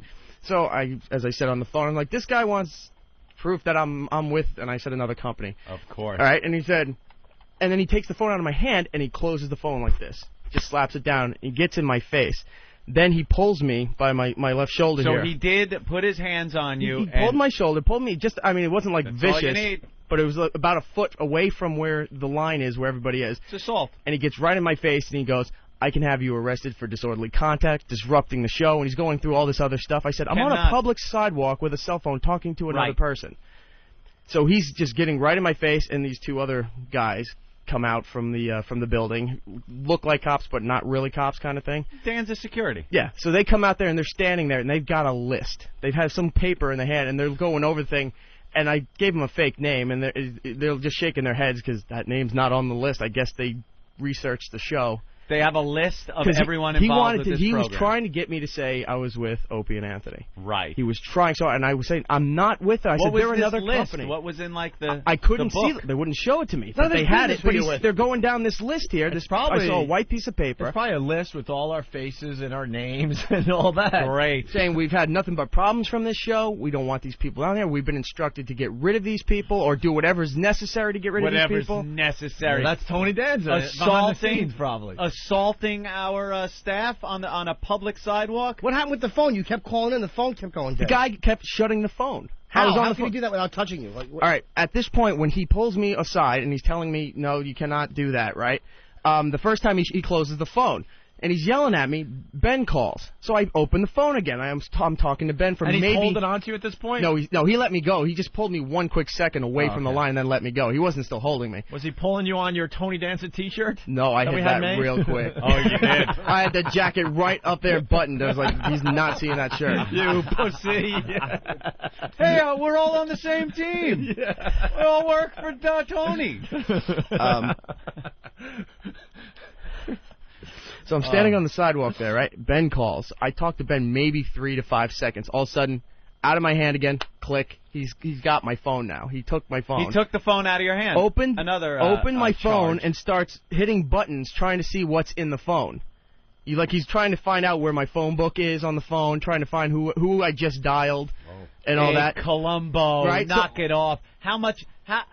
This guy wants so bad to be some type of a cop. Yep. Yeah. He's a that wannabe. he's now this is his big chance with his book with our names in it and grabbing the phone and trying to get numbers out of your phone. That's invasion of privacy. So as soon as he's doing that, I take the phone back and I close it, right? I said, "What are you doing?" And he said, "Let me see some ID." I said, "I don't have ID. I took and a I don't cab have here." to show right? you. He goes, "How much you want to bet if I go through your pockets right now, I find a wallet?" And he's pointing to my left side here, which is my keys Your and hog? my other phone. Big lump. And I said, "Those are keys?" And I said, "And you're not searching me." Now this time I realize I'm standing at the edge of the curb, so I walk into the street. Now I'm in the street. He comes right to the edge, but he won't walk into the street. And he's still yelling at me. The two other guys. Doesn't matter, the sidewalk or the street. It's I know, not. but Ben is like, Ben just goes, "Run into traffic." So I'm trying to get into traffic. You're going to be a fine parent, Ben. Yes. So I'm trying to get into traffic. There's cars coming, so I'm stuck between that little gap of the street and the actual traffic, and those other guys are blocking me, so I can't move anywhere. And then I'm trying to get on the phone again, and the phone just, the last time it crapped out, but there you go. Oh. There he goes, running across the street. Just run into traffic. Hey, what's all that racket outside? I'm trying to do a show. I got to be honest. I don't think there's anything illegal about you being out there talking to people. There isn't. No, you could. And I think that a public sidewalk, we might have to call and say, look, this guy grabbed you. He's shutting your phone. That can't happen. He grabbed you. I don't care if he assaulted. He just pulled me a foot. That's assault. He kept taking your phone and shutting. You can't touch somebody else's phone. And then he started going through the Is phone. also another charge. Yeah. So what was going on with the lady that you talked to?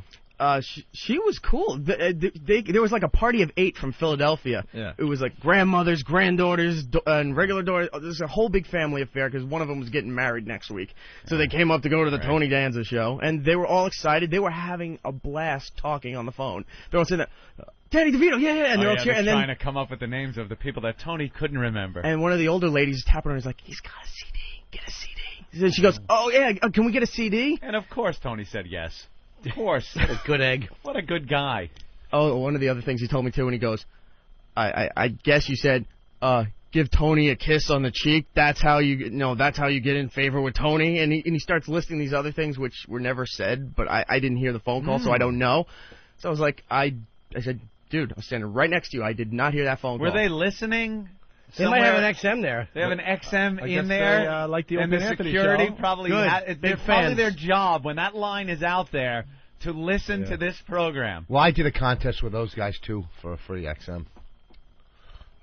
Go home. Holy Just go home. Jesus. Just go home. Can you get me a coffee while you're out there looking for a rope? Yeah, please go home. Just go. Walk away. Play the Hulk music. Do something. Get him out of here. They can't ask you for ID or anything. You're not running into the building causing it. You're on a phone. Yeah. I didn't give him a thing. Didn't tell You him my should name. have. Didn't tell him who I worked for. You took your pinch like a man. You didn't rat. That's right. Oh, De Niro again. We can't tell him Well, anymore. Master Poe is pacing like a mother hen. Yeah, he's freaking He out. was He's fuming. positioning the outside. Now, how did he come at you? What angle? How did he come how at was you? the grip? This is the real deal. Master Poe, share the mic with Eric. Yeah, okay, that was assault, and we should call the cops right now. That is assault. Right now. You were assaulted on a right public now. sidewalk I by do agree. some stupid security Well, guard. Master Poe, that's your call, obviously. You know, Master Poe is very pissed off because Yes. he I need looks someone to over call us, he 911. protects us. He's like a mother hen, one of his ducklings. If that guy grabs you like that, you would have taken that as an assault. Like you would have taken and reacted as an assault. Well, by law, you're not supposed to grab someone, and if someone is attacking you, or if someone is actually trying to grab you, immediately you can defend yourself. So it's self-defense.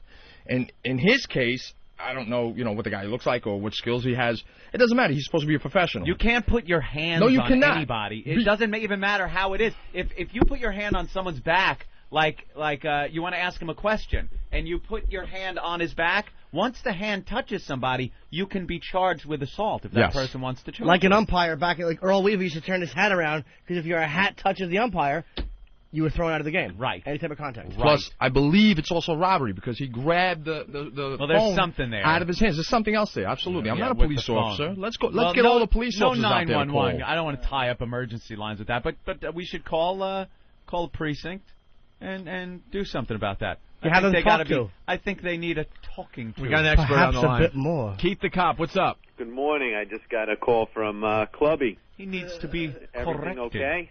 Well, hey, Ben. Our boy Sex Bagel was roughed up a little bit outside the Tony Danza show. He was assaulted by a Tony Danza security guard. Well, what do we have here? What are the facts? The facts are Eric was on the sidewalk while the line was going into the Tony Danza show. Okay. He gave a woman that was online the telephone, and she got to speak with Tony Danza. And Eric might have been impersonating a worker from the Tony Danza show. An employee. Yeah. So after the phone call's done, Eric takes the phone back. A security guard for the Danza show, I believe, comes up to Eric and grabbed him by his shoulder and pulled him over to him. Okay. And started telling him how he wasn't allowed to do that, how it was disorderly conduct, disruption of the show, all kinds of stuff that could get him, he thought could get him in trouble. But the fact of the matter is, the only person that did anything wrong was the security guard by touching Eric. And he kept taking his phone. Eric's trying to call the show. The guy keeps snatching his phone. And the guy snatched the phone out of Eric's hand and started going through his phone book trying to find numbers in there. After that, Eric just finally got away from the guy and ran back to the studio. Okay. Mm-hmm. All right.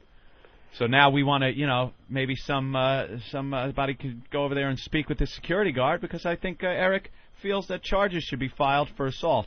Well, I wouldn't say it's an assault. I'm going to have to say it's more of a harassment. Yes. But this is the angle I'm going to work on this whole thing, and it might work for us. If we can get Tony Danza to staple his ball bag to his leg, I think we can get Tony Danza about $1.5 million in bail. You ass. Why isn't that assault? Because in the statutes of the law for harassment, it's push, shove, kick, punch. It really doesn't go further assault? than that. We're kind of sounding faggy, is what you're saying, huh? No, but harassment is still good, though. It's still something. That's a good one. It is something. He can't just do that. He can't just snatch his phone and go through it on a public sidewalk. We want to teach these talk show line security people that they can't get away with this kind of stuff. Brown shirts. Yeah, well, he was talking to Tony. Lady was talking to Tony. I don't know what this guy's problem is. I know. She was very happy. We're making people on the line happy. Yeah, that's kind of, out of line. But, yeah, harassment, maybe I could work something with snatching the phone out of his hand. Yeah. I don't know how happy they would be over at the precinct. But, listen, this is a violation of his rights, and it's not. We just want to know if we could violate someone with a billy club. That's all we need to know, Keith. Right. Can we drag someone down to the precinct and give them the business in the men's bathroom? We might be able to work something along those lines. If you can't find anyone, I'll play the part of the prisoner. Did Obi say mother hen and baby ducklings? You guys let me slide on that one. Not the audience. I know. Killer Kitten's like, mother hen and baby duckling, Ope. Why not just say elephant with a baby cub, jackass? That's another time where I start sweating going, oh, please. They didn't hear that, did they? The audience catches everything. All right, you ratting me out, Killer Kitten. Thanks. Now, what do? We want this guy brought up. I think after the show... We're going to just go for street justice. Well, if we don't go for the street justice, how about after the show, I'll talk to Eric and we'll see what we can come up with. Let's do that. I'll make a couple phone calls. Very good. All right. Thank you, sir. Yeah, a lot of people are calling us a bunch of faggots on the instant feedback. Why? They're like, shut up, Saul. They want to know if Sex Bagel was very injured. Eric was very injured. He grabbed me, and I was hurt. Oh, were you physically hurt? Well, my feelings were very hurt, and I felt ashamed. I was standing on the sidewalk, and he pushed me and took my phone. He went through my phone book and realized I have no friends and pointed that out to me. I was very embarrassed. It was hurtful. I just think that if I did get the call and I showed up and Eric told me that he was working the line to see if any ladies wanted to, lick Tony's mule, and then the security guy pushed me, it's a little hard to write up in the report, but I'm going to try and work an angle. All right. It's a radio show doing an on-the-street interview. That's right. That's pretty much what it was. Can't touch him. I have one question. Yes, Master Poe. Hey, Keith, isn't there a progression when it comes to this is for the listeners out there, because they're saying that, Eric is a wimp, the way he responded or the way that we're responding. I think Poe's saying that, Eric. No, I'm not. Actually, there's a progression. If someone is coming at you verbally, that's step number one. Then they're going to come at you physically. And in this case, he grabbed him. All right, so after that, he's going to throw a punch and hit him in the face. Yes. Come on, you have to draw the line somewhere. What country are we living in? Russia. I mean, where are we? Where are we? Canada? Freedom. No, I personally think that that it was wrong for him to do that, and that wasn't professional. It was wrong. It's just that, how wrong was it? I mean, All right. in the eyes of the law. Gotcha. I don't think it's a felony, but I do think that maybe the security guard needs a talking to, because this way, if there's nothing wrong with one of our guys talking to somebody on the phone there. That's not illegal, and it's allowed. Too bad they're lining up for your show. Stop using a public sidewalk then, assholes. Make them line up in the studio. Oh, we'll be back. Eric we'll be back. Eric is a very willful young boy. Yeah. Rather naughty. We're going to be back. Naughty. All right, Keith. Thanks. All right, I'll catch up. Your with you. son is attempting Thanks to for bring being the party pooper. an outside radio show into this situation. All right, I'll talk to you guys Bye, later. Keith. Yeah. And you never even mentioned oral. You said just a back rub. You Of didn't say. course I did. Did you? Not that that makes any difference, but And I do believe that ends the Tony Danza saga for today. there you go. Yeah, Dan's a bully. Dan's brown shirts. Yeah. Nazis. Cash up, niggas. All my niggas in the P now, right now. Bubby, Hoggy, Bubby, shoot. We doing it out here, niggas. We about to all the millions, you hear me? All I got to say to XM satellite is Suck my dick, cause you ain't give me no money. The Opie and Anthony Show. XM radio, cash up, all day, everything. Get that bitch, nigga. Stop pushing me. Fuck you, bitch. Here's Opie and Anthony when they don't suck. Good for what ails you, what? The worst of Opie and Anthony. So, everyone wants the Tony Danza update, Anthony. Oh. Yesterday, once again, we went to the line of people that were waiting to get into the Tony Danza show. Yes. Anthony does an amazing Tony Danza impression. Oh, thank you. He didn't even know he could do it, but one day he tried it, and it worked. You just got to sound stupid. Right. And so we've been messing with the line ever since we started on XM Satellite Radio from time to time, and these stupid rubes, pretty much from the Midwest, were believing they were actually talking to Tony Danza, and then Tony Danza would get really rude and outrageous and ruin their little image of Tony Danza. Basically asked the old rubes for BJs before the show so Tony could relax. You think they're freaking out over there right now, listening, going, uh-oh, they might be coming to the line again. So yesterday it got ugly. We were doing another one. I think it was our fourth maybe. And all of a sudden Eric was ready to leave, and pretty much he said there's a huge security guard there that won't let him leave. Yes. Was knocking the phone out of his hand, and then Eric was trying to call the show, and then he's hanging up the phone, then he grabbed the phone away from him, and he had Eric, he was holding Eric. Yes. And supposedly they called the cops, and got very, very ugly yesterday. We were on the phone with cop friends and trying to have a little fun, right? Master Poe wanted to run over there and break someone's neck.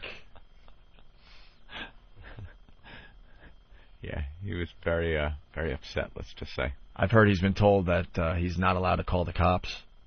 Oh, really? Well, he gets a little excited because he's trying to protect us. I understand that.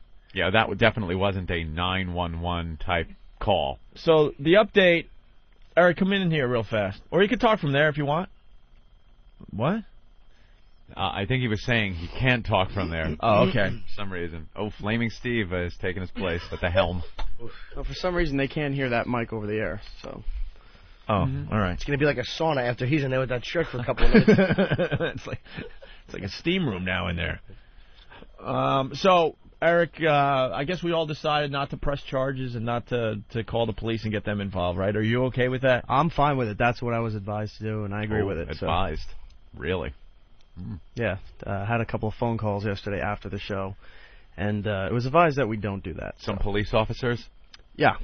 Yeah, because we would look kind of silly. We would look silly. And nerdy. We need something really good if we're going to, involve the cops. Right. Something like just a little shoulder shaking. All the crap we get away with, we can handle if one of our guys gets slightly roughed up. Yeah, right? That's fine. Yeah, I had no problem with it. Okay. Roughed up. My only problem is now we can't work the line anymore. Oh, yeah? Oh, yeah. Oh, yeah. We will. Yeah. That's why we're smart. All right.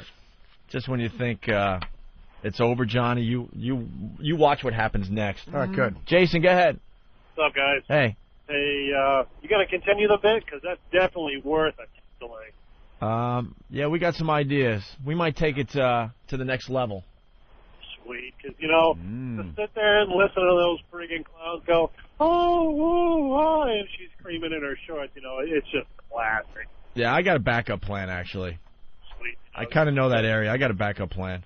You guys suck. All right, thank you, Jason.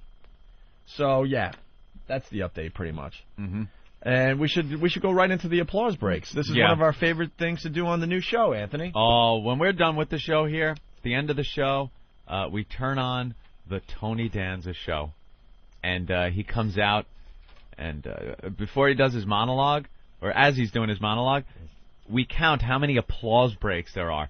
These rubes that come to see him will clap at anything. The drop of a Tony's hat, and they're clapping. And we're amazed at the nonsense that comes out of his mouth and the applause that it gets from the audience. And this is only one show. Every day there's about 10 to 12 applause breaks for stupid crap. Yeah. Absolutely stupid crap that means nothing. Nothing. And this is what makes good TV these days, I guess. I guess so. So here's today's Tony Danza applause breaks. We'll stop after each one. We'll start with this. And thanks for tuning in at home. That was my son outside putting up the wreath with us. My little... I had him on my shoulders for a while, and then I realized the last time he was on my shoulders he was 4. So, kind of crazy. How's everyone? I hope everyone's okay. Yeah, you enjoy it? Okay. Oh. Nice to see you all. Up. Oh. My son, last time he was on my shoulders, he was 4. Yeah. How is everyone today? Good? Just chop meat hands when they leave. And here's another one. And then nothing. I got some mixed olives. I threw the olives in there, too. Let them go for a while. And then I put in the tilapia. The tilapia was laying in there and came out fabulous. I mean, really. So that's my new dish now. It's called tilapia with olives. Tilapia. Oh, my God. They're clapping at that, and he milked it. He was trying so hard to get him. Tilapia and olives. Tilapia. Tilapia. Tilapia. They're applauding a fish. Hey, tilapia pussy would be fantastic right now. Tilapia. Is that what tilapia is, a fish? Yeah, it's I think so. He goes into these Guido Dago cooking things. He is I swear to God, he is the equivalent of if a black guy gets on TV and just starts going, well, the lordy, where be my watermelon? All right, so you're saying he's very typical Tony Danza. Yes.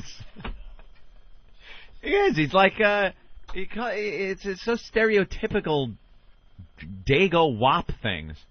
He's German-Irish. Listen to him, my Kraut McFriend. Listen to this one. There's talk of a bread intervention at my house. Because Pugliese are going like crazy. I'm eating like a madman. I'm leading the no low carb diet. That's me. I'm going the other way. See, everyone else is on the low-carb diet, so... I'm doing the no low-carb So Tony, diet. who doesn't have an ounce of fat on him, he's pretty much saying that he's out of control. He's eating bread, and he's going to start this new revolution, the no-carb... What did he say? No low-carb. No low-carb diet. Go along with my diet, my complete... I'm off any kind of talent for my whole life. I've been dieting, and I haven't touched talent in quite a while. The funny part about that, then they show the crowd, and they're all fat pigs. Yeah, big slobs. And if Tony says it's okay to eat bread, we're going to eat bread now again. Right, Tony said. Tony doesn't eat bread. Tony works out like an animal, like probably. An animal, he probably has dietitians. He probably counts every single calorie. Sure. Yeah, Tony's stuffing his face with bread. Of course he is. And then he Bread has the intervention. Then he has the nerve to face these fat pigs.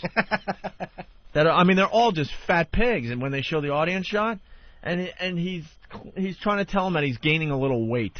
Yeah. As these ladies have their hands rested on their bunts, waiting to applause again. On their bunts, applause. I am a little bit heavy. We have Nikki Kimbrough here today. I am. I'm a little over. You could just feel it. It's just a little. You know how things. No, Tony. I'm not gonna let you see, lady. And they're applauding over More that. applauding. You know where he's overweight? In the front of that Spider-Man costume. Big That's hog. where the weight was coming from on Halloween. A big hog. Yeah. No, I'm feeling a little, you A can little feel it. bloated. No, Tony, no, no. not you. No. You're a superhero. How bittersweet for him. He knows that he could just grab any one of those women and just but look at them. Just look at them. That's his life. Eesh. And our life is better? Yeah, Have you no. seen who comes to see us? All guys. No, we get All guys. We get porn stars that we can go Pay home the with fuck. for $1,000. All right. Well, now, here's an applause break for laundry, Anthony. What? Laundry. And so I just want to tell you all, I'm happy with my laundry. I don't know why I told that story. I'm happy with my laundry. I mean it, though. And that gets an applause break. Well, look how long it's going. Oh, they're just excited. Yeah, I'm happy with my, my housekeeper washes the skid marks out now. I had flu underwear laying on the floor, and she came over and cleaned it up, picked it up with her bare hands. It was amazing. Unbelievable. They were applauding I was with you. his laundry. Yeah. This is my favorite one, and the last one for today. All There's right. another 5, but this one is just amazing. She's not the only one with fans in prison, though. I want to say hello to all my friends at my fans and friends at Rahway. Friends. I know you're watching. I got was on the message board that I have fans at Rahway Prison. They watch it Rahway every day. I'm so. Rahway. Yeah. Speaking of that message board, Yeah. the gang from our message board, whackbag.com, has completely taken over the thing. Oh, yeah, they went to the yeah. Tony Danza Oh, message board and just trashed And it. what? OpieAnthony.net, right?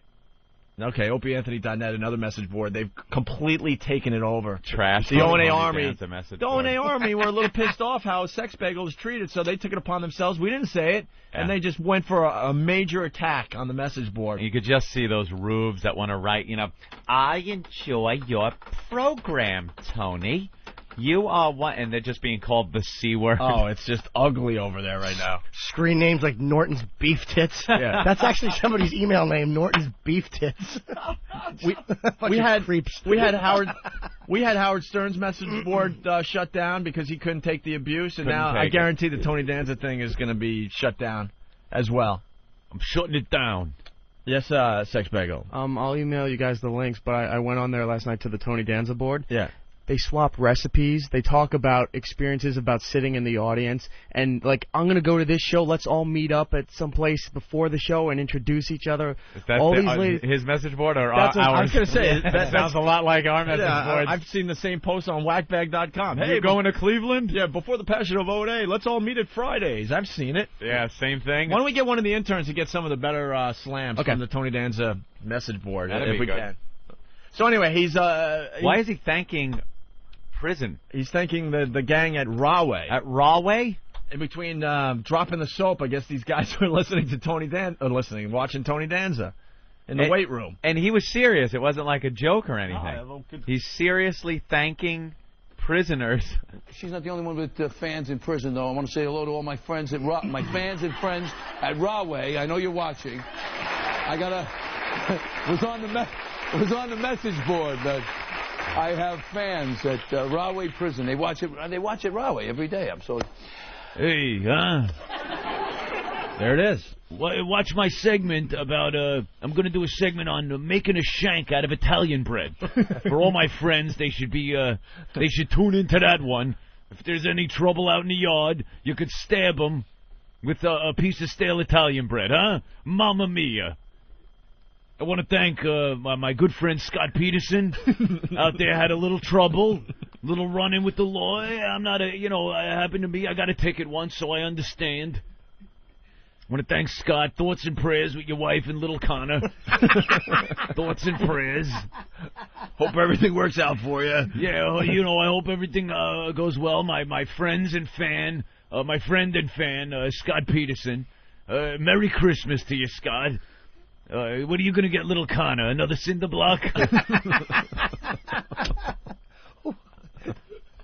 Get him one of those little, maybe a little fishing set. You can take him fishing with you. Oh, you did already. I want to thank Robert Chambers, the preppy killer. I want to say hi.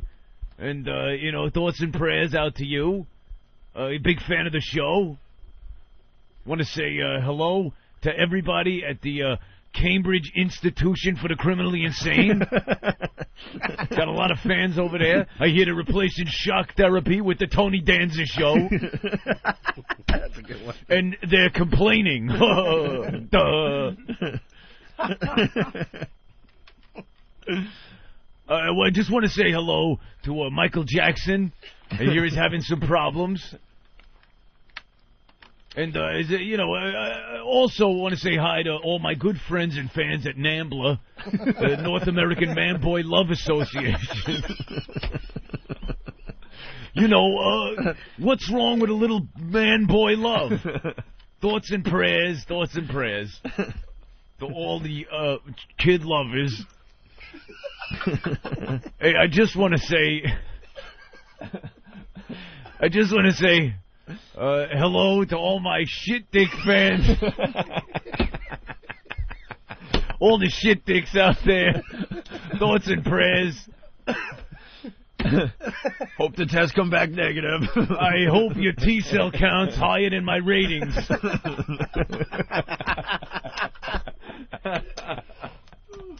Hey, sarcoma sounds like an Italian dish, doesn't it?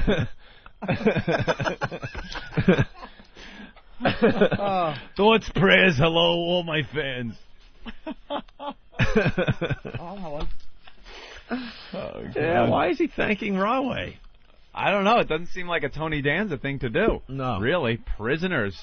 That's the anti-Tony Danza thing. That's the bad stuff you don't really want to acknowledge that's out there on a fun show like the Tony Danza show. All right. Oh, we'll be back. Hey, I want to say hello and thank you to all my friends and fans, Catholic priests. Just want to say hi to all them. Oh, I thanked NAMBLA already. I'm sorry. No trouble with the priest. By the way, Careful, Eric. That's my new bit. What bit, Opie?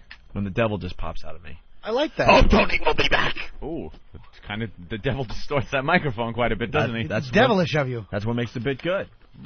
Oh, we got a couple? Thank you. Oh, we have some already? What do you got? Are these can we just read them right off, or we have to find them off this sheet? Well, the top one says, I've heard that Tony likes to meet a few fans before the show to help him relax. Anyone know? How to be a lucky fan Danzas? See, I guess the printer's still not working right? It's still... And then someone, Sweet Midnight, writes, he meets the fans when commercials are on. I was on his show a few weeks ago. Yeah, so it goes one of ours, one of theirs, one of ours. Oh, my God, it's so true. Last month, it was my neighbor Leslie's birthday, and she got to see Tony's show. Jealous. I'm so jealous. While she was online with her friend Deborah, someone who works there came outside with a phone, and guess what? Tony was on the line. Deborah got to talk to him. Yeah, but the person that wrote that one is Thoughts and Prayers. You just know it's one of our assholes. And then someone writes, did she get to go backstage? Get on her knees and pray with Tony? She took a picture with him and his mule. And he asked her to go out after the show. And then Sweet Midnight writes, you guys have nothing better to do than post gross posts. Clean up the act a bit, will you, please? And then Thoughts and Prayers go, Miss, may I inquire as to what you find so gross in this thread? Wow, I just noticed you have over 3,000 posts. You must be his biggest fans. Do you go to the show a lot? Is there any more? Any more? I don't know. Well, Spider-Man's junk is chiming. I think you... Oh, man, I wish I could have had the opportunity to pray with Tony like Deborah did. She took it, the lovely thing. God bless her heart. God bless her heart. Wow, guys, the Tony Danza... See, the printer still is messed up, huh? It's cutting off half the posts. And that's what... whatever. You don't need that on a live radio show, though, when you got to go to the... Why would you? Who cares if the bit flows? Okay. I would love some of your pasta and clam sauce. And then Hoo Howie writes, the internet is for porn. A bunch of tools. What does that mean, the internet is for porn? What is that? I don't know. What is that? Why would somebody write that? The internet is for porn. The internet is for porn. Stay up all night hugging me. Porn to porn, porn, porn. Oh, can we read these? Shit Dick.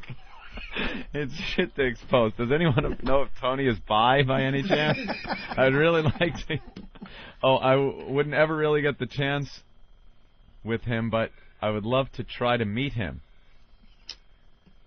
Spider-Man Junk writes, Mr. Shit, I don't think that the beloved Tony is bisexual. Have you seen the way he dances?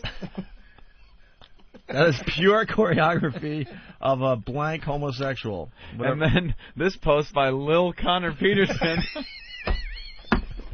followed up by a post from Old Gravy Leg. You guys rock. Lil Connor Peterson writes, I don't know, but I know I'll never get old to find out if I'm gay or not. Holy crap. And then Old Gravy Leg writes, Mr. Danza is Connor's godfather. To the Italian people, this is a very religious and sacred bond. Oh, you guys are assholes. That is so funny. Old Gravy Leg. Oh, they're killing this message board. God, is that funny?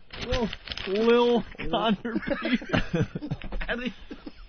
Did he spell it? L-I-L? L-I-L. L-I-L. Not little. It's Lil. Oh, they're coming in like crazy. There seems to be lots and lots of posts.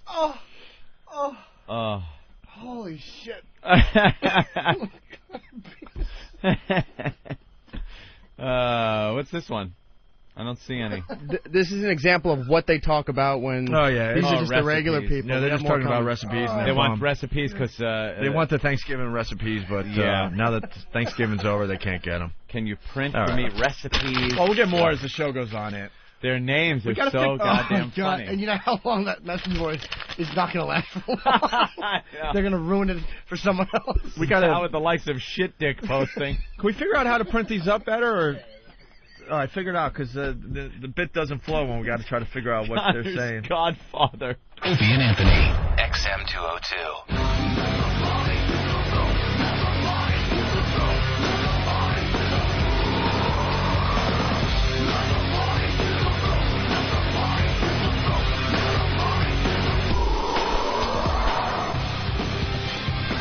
Opie, we got more messages off of the Tony Danza message board. One, Angela loves Tony's mule. Is mad at Anal Fissure, saying, please change your name. I like this one here. What is Tony's real name? Does anyone know? And then somebody writes, Tony Danza's real name is Antonio Salvatore Ladanza, although there's been an argument as to whether his real first name is Antonio or Anthony. And then Tony Rules writes, I hear his real name is Ben Sparks. Can anyone confirm this? Our own Ben Sparks. I heard Tony is going to be playing a part on the next Sopranos season. Anyone know what part this might be? And Angela loves Tony's mule, right? I hope Tony plays the part of a farmer. Maybe then we can all see his mule. Will'd you blow me? The names are great. I want to know if maybe Tony can give some cleaning tips. I have these stains on my mattress and all over my bathroom that I just can't get out. Any suggestions? Looking forward to hearing from you, Ben Sparks. Oh, God. Big duties, Ben. What is that? Is that somebody's? Wait. You know, going back to cleaning up the mess though. There's a few responses. Club Soda Kenny always works for me, fella. Makes me want to skip around. It works so well. You use Club Soda Kenny to clean it out? And then he writes, yeah, but Club Soda leaves a big stain, a big stupid stain, big and stupid, even if the Club Soda is indeed handsome. And a new one that I just read, one of my favorite names, saying, if anyone needs advice on how to clean the ring around the bathtub, let me know. I'll share my secret. And that's from Yates Party of Five. Oh, my God. You people are scumbags. Yates Party of Five. All right, Aunt. Ring around the tub. We have more. We have more of these racist, silly songs to play. Sensitive people. 5 little candles blown out too soon.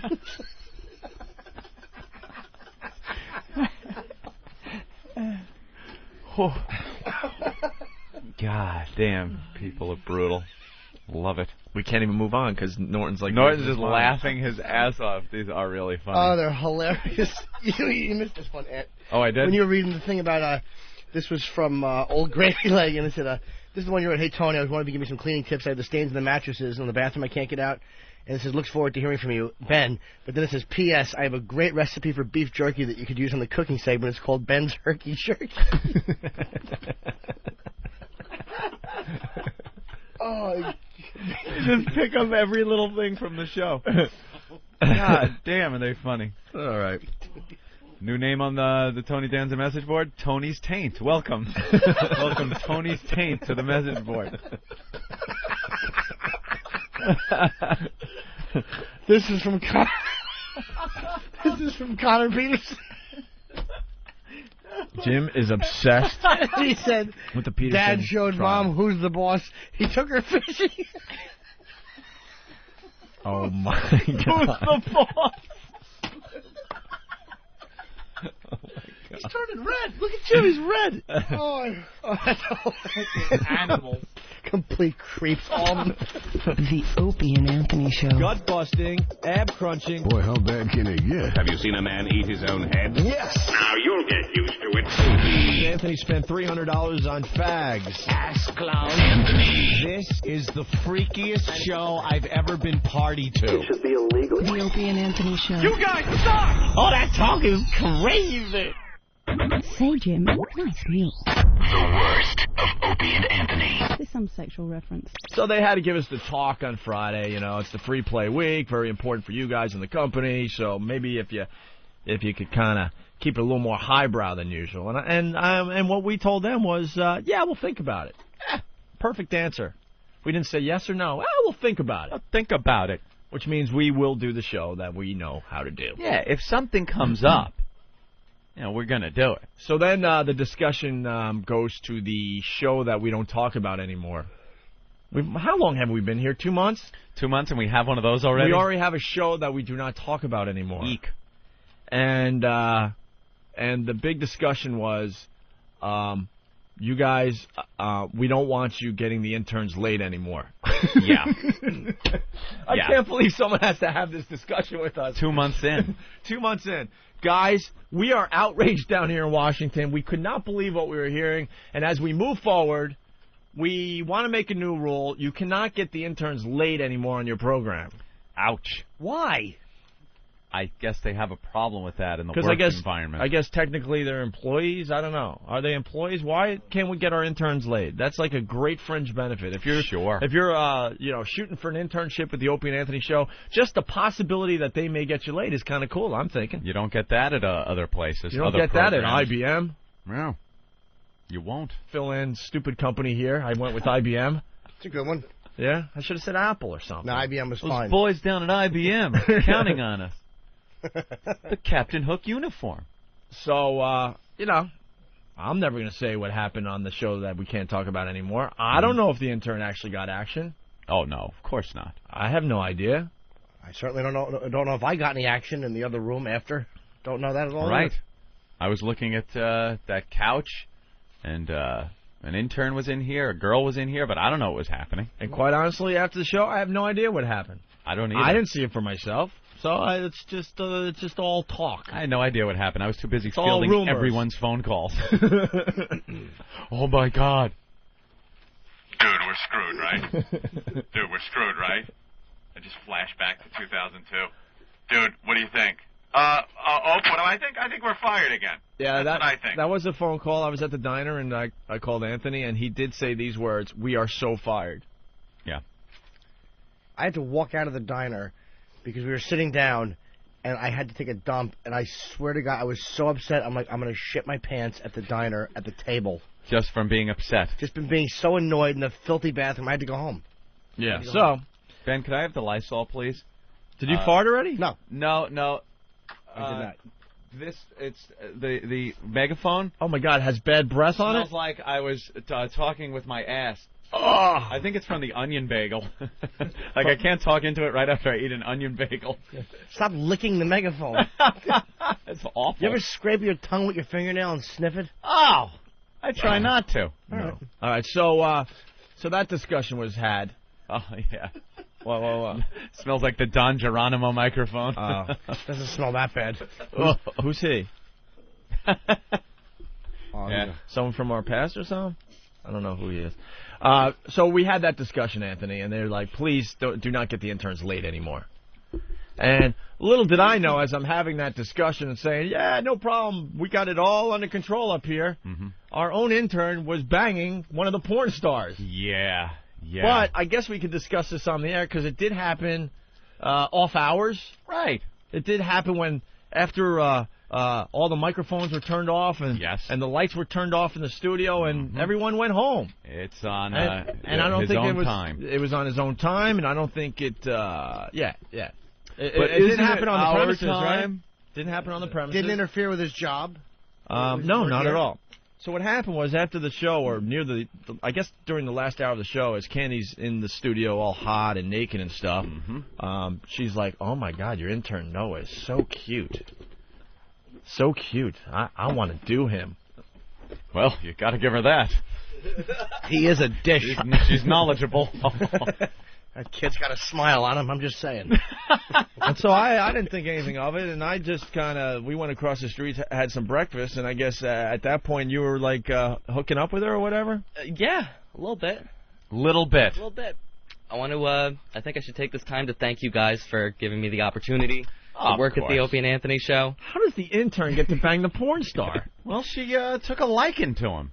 Where did the banging take place? My place. I live across the river, Jersey. So she went home with you and you got to bang a porn star? Yeah, we were hanging out for most of the weekend. Most of the weekend? Yeah. The whole weekend? Yeah. She's a good kid. Good kid. No, we had a good time. Dude, you banged the 20-year-old hot, I've only been in the business 3 months porn star from Cleveland. Yeah. And you're taking my coffee order today? I think I should be getting him coffee. No. I look at him differently today. He's not just the guy that gets coffee. No. He's the guy that bangs hot porn stars. Banging a porn star. Now, I've never banged a hot porn star. Have you, Anthony? No, I can't say I ever had a porn star. Was the pressure on, knowing that she's a professional? Yeah. Yeah? Yeah. It took me a little bit to get, into the scenario. Really? Once or twice, I'd say, before, you're really there. Was she happy with the merchandise and the Seems performance? like she's all right. Yeah. She seems like she had a good time. We talk. I wonder if we should get her on the phone. We got her phone number? She sent some emails, actually, to you guys, thanking you for the opportunity to be here and have a good time. Opportunity to have sex with you. Yeah, thanking us for being able to bang our intern. That's so funny because she is I don't know if I could a bang porn star. I don't think I could bang a porn star. She is in porno movies, but the fact is she's also a 20-year-old girl that wanted to hook up with someone she found attractive here. Dude, she's a nympho. You could just tell by looking at her. Oh, yeah. When she grabbed Norton's crotch, she just went flush in the face. She was just... That was probably revulsion and hatred. She wanted action right at that moment. Well, apparently not. not that kind of action. Not Jim Norton action. So did she teach you any new tricks?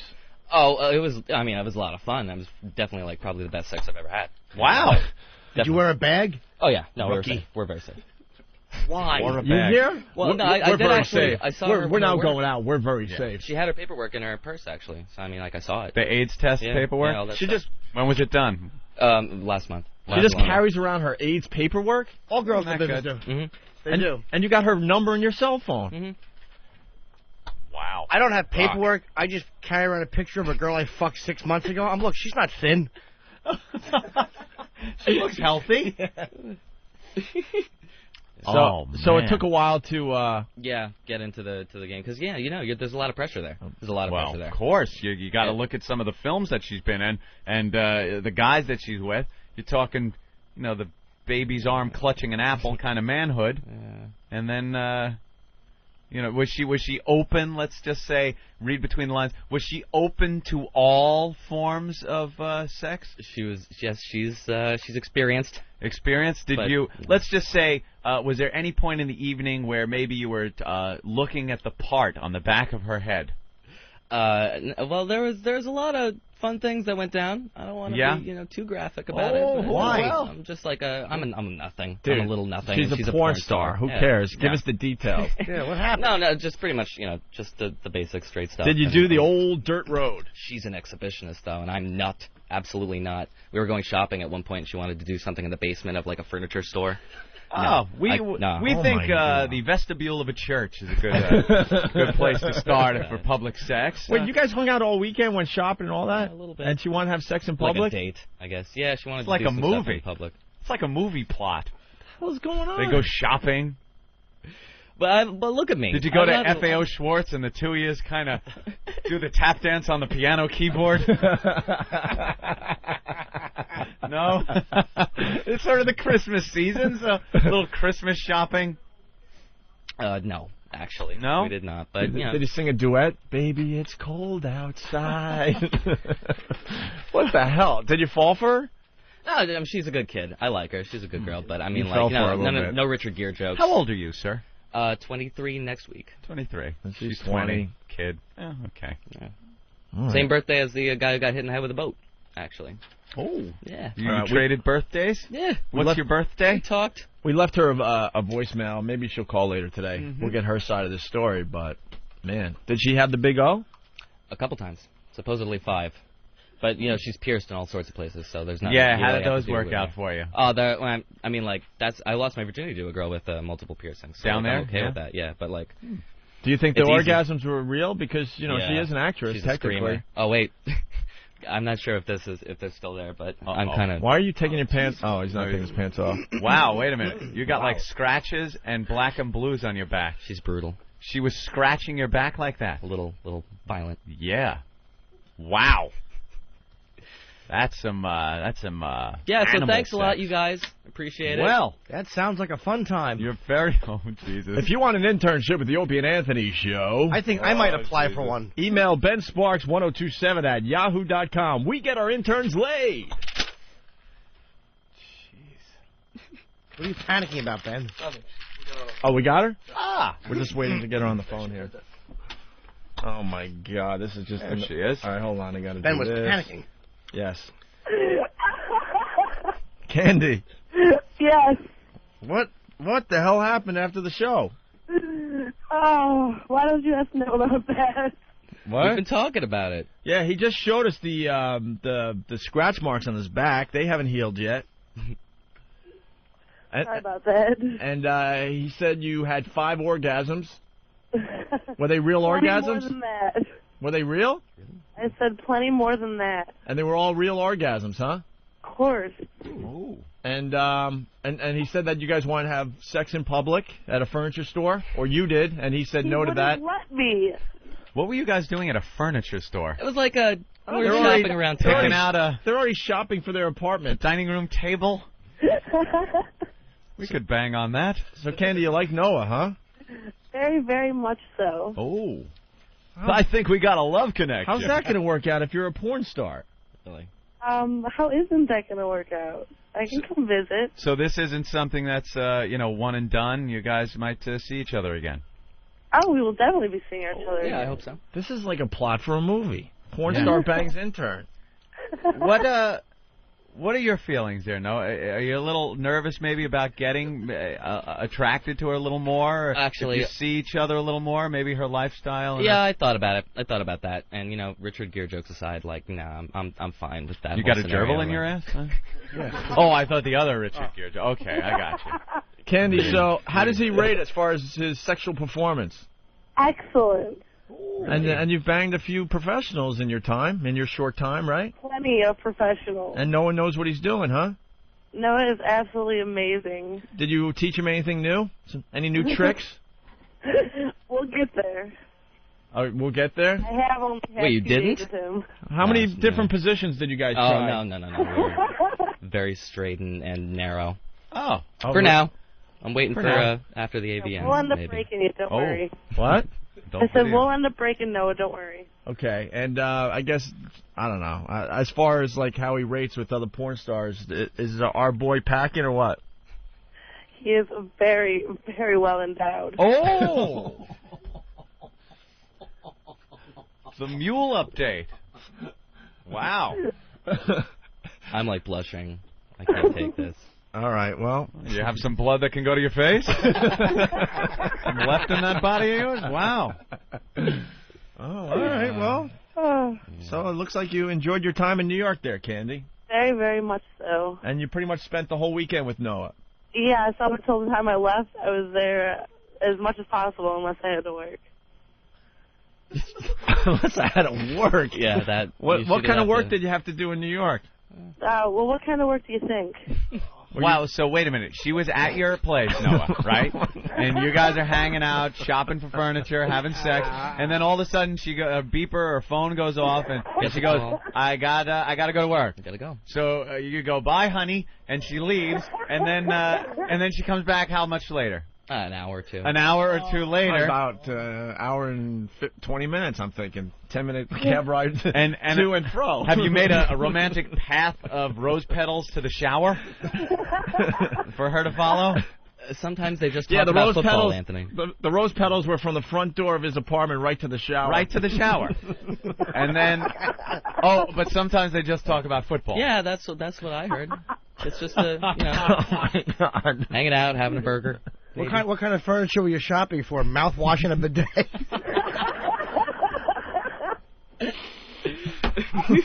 Wow, that is something. You know what it is? What were you feeling? I know what it is now. Huh. It's absolutely risky business. It's the movie Risky Business. That's what was going on. Actually, he's in the house, hanging out with the chick. She's still got work to do. Were you jamming your Tangerine Dreams Greatest Hits CDs? Did you slide in on your socks wearing only your underwear and do a little dance? Yeah. Little Bob Seger in the background. There it is. Here comes Noah sliding in. Yeah. Look, Noah's dancing. He's getting the apartment all set while she's out with some other guy. Went to the furniture store to find something to put that big glass egg on. Sure. Parents are away. Guido the killer pimp. Did you drive the Porsche around? Oh. Like leased. At least. Right. Okay. Oh, very good. So she went to work. How many times did she go to work? Once. No, she left on Friday night for most of the night, and then once on Saturday. So she came back Saturday morning or Saturday afternoon? No, Saturday. Well, Saturday we spent most of the day together, and she had to leave for most of the evening, and then she came back later at night. Actually, twice you came back, didn't you? Was there any twice. Was there any jealousy going on in your head, knowing that none? No jealousy. No, we're no illusions here. Yeah. I don't know what's Work going on. is work, my dear. Absolutely. That boy has no illusions. God, this is a great story. All right. Well, thank you, Candy. Anything else you want to add? What'd you do when she was gone? Yeah, really cleaned up, I think. Put things back in place, move the bed back to the wall. Hanging around the house, looking at his watch. Yeah. Called the 1-800-AIDS hotline just to make sure everything's okay. Oh, my Sorry. Hi, Candy. Noah again. No, I have my Leaving a message. You saw them. I don't know. Hope everything's going good at work. I miss you. I miss you, right? Miss you. Can you call me on the break? Call me back. I'm at the house. Just call me. Okay, bye. Hi, Candy. Noah again. Leaving a message. Boy, you've been at work for a while. Just wondering if you're coming back. Chinese tonight? Okay, give me a call back. I'm just a little worried about you. All right, baby. I'll talk to you later. Wasn't anything like that? You weren't thinking you should call her or something, sir. make sure she's okay? It's Because rude. there's some riffraff out there that it's almost like going out with a cop or something. Cop has to go out on the job. You don't know. Maybe that's the night. All right.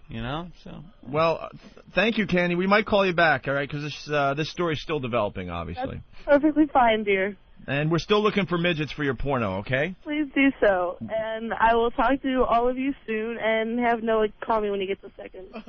All right. Oh, I will. I'll talk to you soon, Candy. Bye, boys. Bye. All right. Why don't you go talk to Candy? Because now I'm going to do the second half of the story, which makes it even better. Which makes it even more brutal. She pretty much just admitted that she was, she wasn't filming a movie in New York City. No. She was making some extra cash. Making some cash. Spending a little time with some gentlemen. Right. So now it's like open game. Yeah. No, Ben, you don't even know the half of it. No, you have no idea. Ben's laughing already. He's laughing at Jimmy, but he doesn't even know the half of it. This is where She spent. this is the portion of the show where we prove that Jim Norton's life is truly pathetic, just like he's been telling us for years. Everyone thinks I exaggerate, and people don't understand that from head to toe I am garbage. I will Anyone be else Bob notice Kelly that- with a tear dripping down my eye for this story because it is sad. Anyone else notice that Norton had nothing to say to Candy? Well, I didn't want to. Again, I don't C-block other guys. Of And if he's got course. a thing going, it's like I'm not going to jump in and say something stupid You're not to gonna ruin the feel- mood. If you were listening to Cherry Darts on Friday, it was obvious. Plus, that, you didn't mention it. That's why I didn't mention it.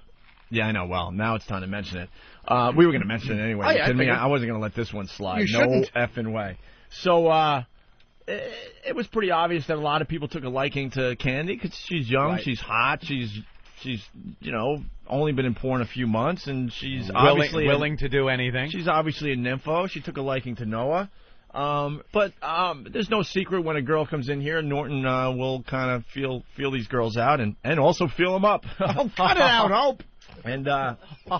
And we got Candy to mess with Norton's mule and stuff a few times during the show. Through the pants. And Norton was thinking there may be something there because she did get all flushed after she touched your mule. You were thinking maybe that I might be able to get something going on here. But not the way you think. What do you mean? We were joking around about, Norton likes to go out and pay for girls. And she's like, well, come on. Like, kind of like a joke. Right. But I knew it wasn't a joke. Mm-hmm. So I was under no illusions that, ooh, I think she likes me. I never make that error. Okay. Ever. Well, see, I forget we're dealing with a professional. Oh, yeah. As far as, But I also as know far as call Jimmy girls might go. Jimmy might ask a girl, hey, you want to go out for a cup of coffee or something, just to maybe get to know her a little better. Yeah, at times, yeah, Right. sure. But you weren't thinking that with her or anything? No, I didn't get those vibes off her. I Yeah. immediately knew, she's like, I'm an info, but I never really believed it. I know it's all about business. Yeah. At least the relation with me was about business, and that was perfectly acceptable as far as Mhm. I was concerned. All right. So she spent the weekend with Noah, though, and no money was exchanged there. Of course not, no. She spent it because she found him attractive. and they spent the whole weekend having sex, shopping. Having free sex, Anthony. Free sex. Candy the porn star had free sex with our lowly intern. Right. Who's pretty much a nothing trying to, learn about radio and things like that. No offense to Noah. Knock a man down. No offense to Noah. He's still a young guy, and he's, he's growing and learning every day. Mm-hmm. Norton wanted to have sex with Candy as well. Well, why not? And Why how much not? was it going to cost you? Well, I'll tell you what happened. Oh, boy. I'll let you know. I never... Before Norton said, I just want to make it perfectly clear, lowly intern Noah, free sex all weekend long with hot 20-year-old porn star Candy. Free sex all weekend long. So much sex that he's saying no to sex in bathrooms in public. Right. Scratches down his back. He's Wild, getting so madman much sex. There was a point where he had to say no mas. No, not in the basement at the furniture store. Right. Well,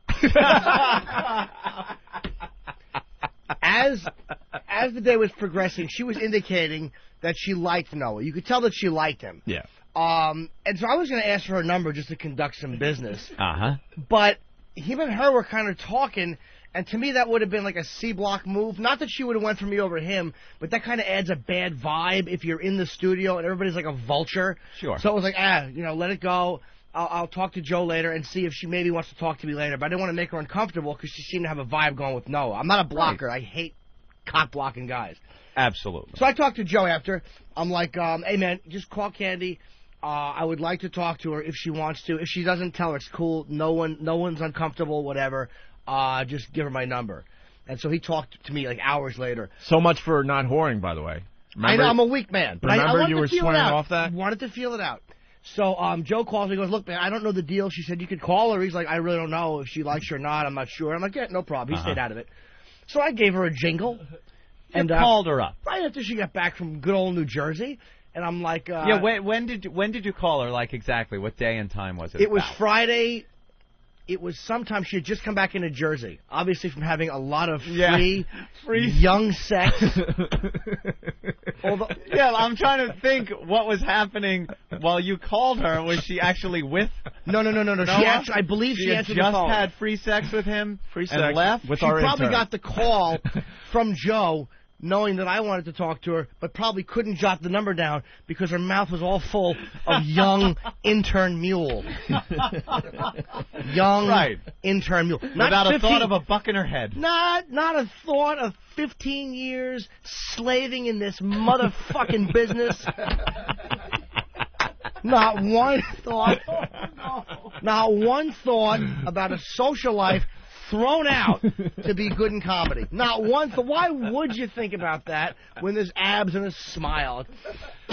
Why would you? You might as well add that you were on VH1 this past weekend. weekend. Who cares? MTV Pilots, the Opie and Anthony Show, the Tonight Show does it. None you of had it a means quick scene in Spider-Man. I guess it is as meaningless as I've been telling you for all these years. Yeah. It's drivel. So we chat briefly on the phone. The only thing Noah has going for him is good DNA. Good-looking guy. Very handsome guy. And a nice guy. He's a nice guy. I like Noah. You've got a great resume. He's got good DNA. Yeah, That's what it comes down to. I have a mediocre resume, and he has great DNA. But it's one of many times I've lost to good-looking guys. Right. It's just the way it goes. So she gave you a jingle back? Well, no, she actually answered when I called. Oh, okay. So I'm talking to her for a second. I'm like, so how you doing? She's like, cool. I'm like, yeah, I would like to hang. And she's like, well, that could be arranged, which I immediately liked. Talk business. Yeah, I'm not some dummy who's like, hey, I think please. I'm 36 and she's 20. Uh-huh. This is what made me want to just spit peas at her. I'm like, all right, well, let's talk about it. And she's like, well, I'm working for so-and-so. And she quoted the price, and I almost threw the phone out the window. She wanted $1,000. Oh, Jesus. That she was given the $1,000 to have sex with him. That she was given the intern for free. Well, no. To be fair, the intern. I said, look, that can't happen. It's too much. And then to be fair, she did say that she would do it for $500, which is quite a break when you think of the 23-year-old good-looking guy getting it for free. All weekend, by the way. All weekend. Not just an hour of her time. Not just one load from you. Like a free play. Right. It was a free play weekend. How many? Could you find out how many times Noah had sex for free with the porn star? I really want to rub this in today because I'm such an ass. Maybe add it up in dollars and cents. Right. How much free sex he did get. Oh, and how much? As opposed to how much it? Oh yeah, absolutely. Yeah, what it would have run. Cost me a pretty penny. Oh. And Ben talking for the first time in a week. Yes, 6 times. All right. Wow. So even with a discounted rate, that would have been $3,000 for her to put herself through the torture of sleeping with awful Jim Norton for an hour. That's the No. only. Well, it's for an hour. Let's not kid each other. It's for an hour. But it's one load though usually, right? Well, they call it cups in the business. You could have 1 or 2 cups. I don't know how they work it. An hour for me. I've never gotten off more than 1. For me, as soon as it's done, eat it. So that's where he's doing the math. So it would have cost him $3,000. The only thing that annoyed me, it wasn't the money issue. That's fine. It was the amount that she wanted. It's like, are you fucking crazy? You were just in here. It's like, you know something? It's like we shared something professionally. It's like, how about a little discounted rate? And it's if like you the guy tell me, you know with the car dealer. If you tell me 1,000 of 500 is discounted, I'll vomit on my own shoes. That's not a discount. You think I don't know how the business works? You quote high. You don't know how much money the guy has. Think, Right. "Oh, I'll do it for 500. But she could have. If she would have said 200 for just a little bit, not full, I would have said yeah, all right. So it wasn't the amount that she wanted to charge it. That I really didn't care about. I don't take that. It's like a businessman that's you've done business with him before, which is what she did here on our show, and then taking care of you, like I said, at the car dealership. The guy goes, "Hey, I could give you a little off on this." Absolutely. And she was so repulsed that Yes. she could not even bring it down to a normal And she rate. couldn't even think in business terms of the amount of plugs I would have given her. I would have Right. been Pete Plug. All I would have talked about Unfortunately, she was horrified by the one plug you would have given her. That the other ones didn't really matter anymore. And as revolting as this is, it's almost good because I tell you, people think I'm exaggerating or I'm crazy. It is exactly the way things are. I completely understand, and I feel for you, Jimmy. Don't. It's just my no, life. No, I do. What am I, 36? This type of stuff has been going on since probably the age of 12. Right now, I am Bob Kelly, and you are that little midget with the hands flailing in front of you. Ooh, I'm just... she likes me. Oh, my God. Free for the intern. $1,000 discounted to $500. That's what it's just a kick to the old fat appendix scar stomach. Now I understand how you operate sometimes, and something like this could really throw Jimmy for a loop. Jimmy's an emotional guy sometimes. These things get to him. Mm-hmm. How did you then deal with this sort of rejection for the rest of your weekend? Well, I handled it pretty well, considering that night I finally called one of my regulars. I did break down. You did break down. Broke down. I told you I'd be honest when I did, if I did. So how many days did you last? Maybe a week. A week. Oh, yeah, I think it was last Monday, right? About a week. Hey, you know what the good thing is, though? What? You did save yourself some cash. I saved myself a lot of cash. It's not like if you fall off the wagon and go to a whore, that you then have to pay the whores that you would have slept with. That money is money in the bank. And the girl I wound up hooking up with is a girl I've hooked up with many times. She's definitely in the top 3. She might be the best I've ever. So this one, wow. It was fine. Yeah. It's not. If I could see her just like once in a while, I'd be totally cool with it. It's my obsession. Because then the next night I'm at the Comedy Cellar, and who comes down but my friend Dennis Hoff, who owns the Bunny Ranch. He's a good buddy of mine. That's a good buddy to have. He's been inviting me out for a year. I haven't been able to go. We're going to do a contest with him. And he goes, hey, man, we hang out for a while. I'm going to drop him off at his hotel. And he goes, hey, man, I know this real cheap place. Let me treat you. Now, who can say no to a treat? A treat? What am I, insulting? No. So we go. I didn't like the vibe of this place, though. It was upstairs. It was like 3 guys that could have been Latin kings or Mexican mafia guys just sitting up there. But I wind up going into the room with some southern girl. Dennis pays. And she performs rather toothy oral treats on me, but I tipped her $50 to take the bag off, and she drooled into my ass crack like that little short-handed nothing playing harmonica. That's what it was like. That little midget, woo, those little arms. She should have been playing harmonica over my balls. That's how it would have been. Yeah, that's what it looked like. Oh man. And the only part with this girl I didn't like was I went to kiss her shoulder, and it smelled like somebody's bad breath. Like, obviously, some dirtbag had been in there licking her shoulders. Yeah. Apparently, I'm not Ralph Romantic. I thought that was my original idea. No. That's unbelievable. Some mess had been there before you. Oh, yeah. Yeah, and I had rejection all weekend. I'll tell you more. I don't know when we're going to break. I have to urinate very badly, but I had more rejection. I have to urinate. Did you have really professional bad too, rejection also or something? You said that. Well, yeah. Yeah, we'll go. I want to get to this thing first. I thought he was upset at. Yeah, we'll The All Billy right. Crystal thing you went Oh, through. That's yeah. all. Yeah, see, so stuff Devastating. like that. There's all Devastating. kinds of devastation in his life this But- weekend. I feel bad for Jimmy. We do want to talk about that, but I want to play the phone call from Jim's mom, everybody. Oh, yeah. Do we have to Oh, do this yeah. now? Can I pee? I wish Kiss would come in to hold you Oh, I after really this could use weekend. it right now. That way, it's just been. It's not even been a bad on the outside weekend. You look at it, you go, so what? Your life is Right. good. My life is good, but it's just these things are confirmations of what I already know. Do you understand what I mean? It's almost like if you think you're the werewolf, and no, you're not a werewolf. You're a good person, and then you wake up with like blood under your fingernails and a little fur on your pillow. It's not devastating in itself, but you know you're a werewolf. Just know you're a werewolf. For me, it's the same thing, except I'm shit. You start feeling good about yourself, Yes, where that's you right. are in life, your career, everything that's going on for yourself, and then something happens where you just once again you go, there, see, Yep. I knew it. Jimmy Robinson had a point. Oh, with his little cape, Him and Helen were saying, absolutely "I right. hate that kid." Hate him. Hate him. All right, we could do part feel 2 bad. after the break. Yeah, I got to whiz bad. Let him whiz. We have a phone call from Jim's mom. Mm-hmm. And honestly, I haven't laughed this hard, and I couldn't tell you. Oh, no. I listened to the first 10 seconds of Jim Norton's mom's phone Yeah. call to Jim, a concerned parent. I had to stop the tape, and I had to laugh for about 10 straight minutes. Nice, wonderful lady. A lot like my mother, the way she talks to her son about things. Very loving. concerned, loving. And then, your son is Jimmy.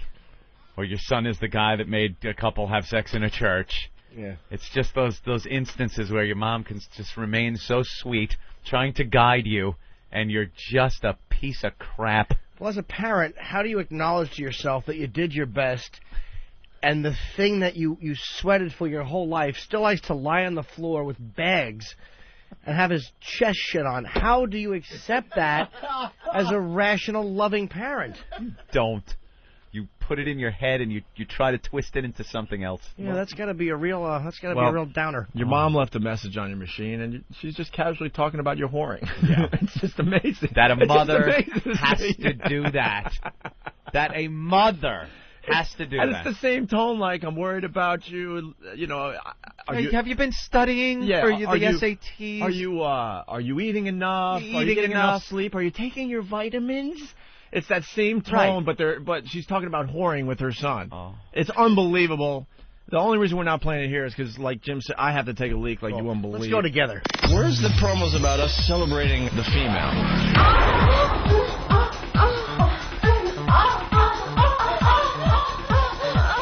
Nice, young, fresh vagina. Fresh vagina. Fresh vagina. Fresh vagina.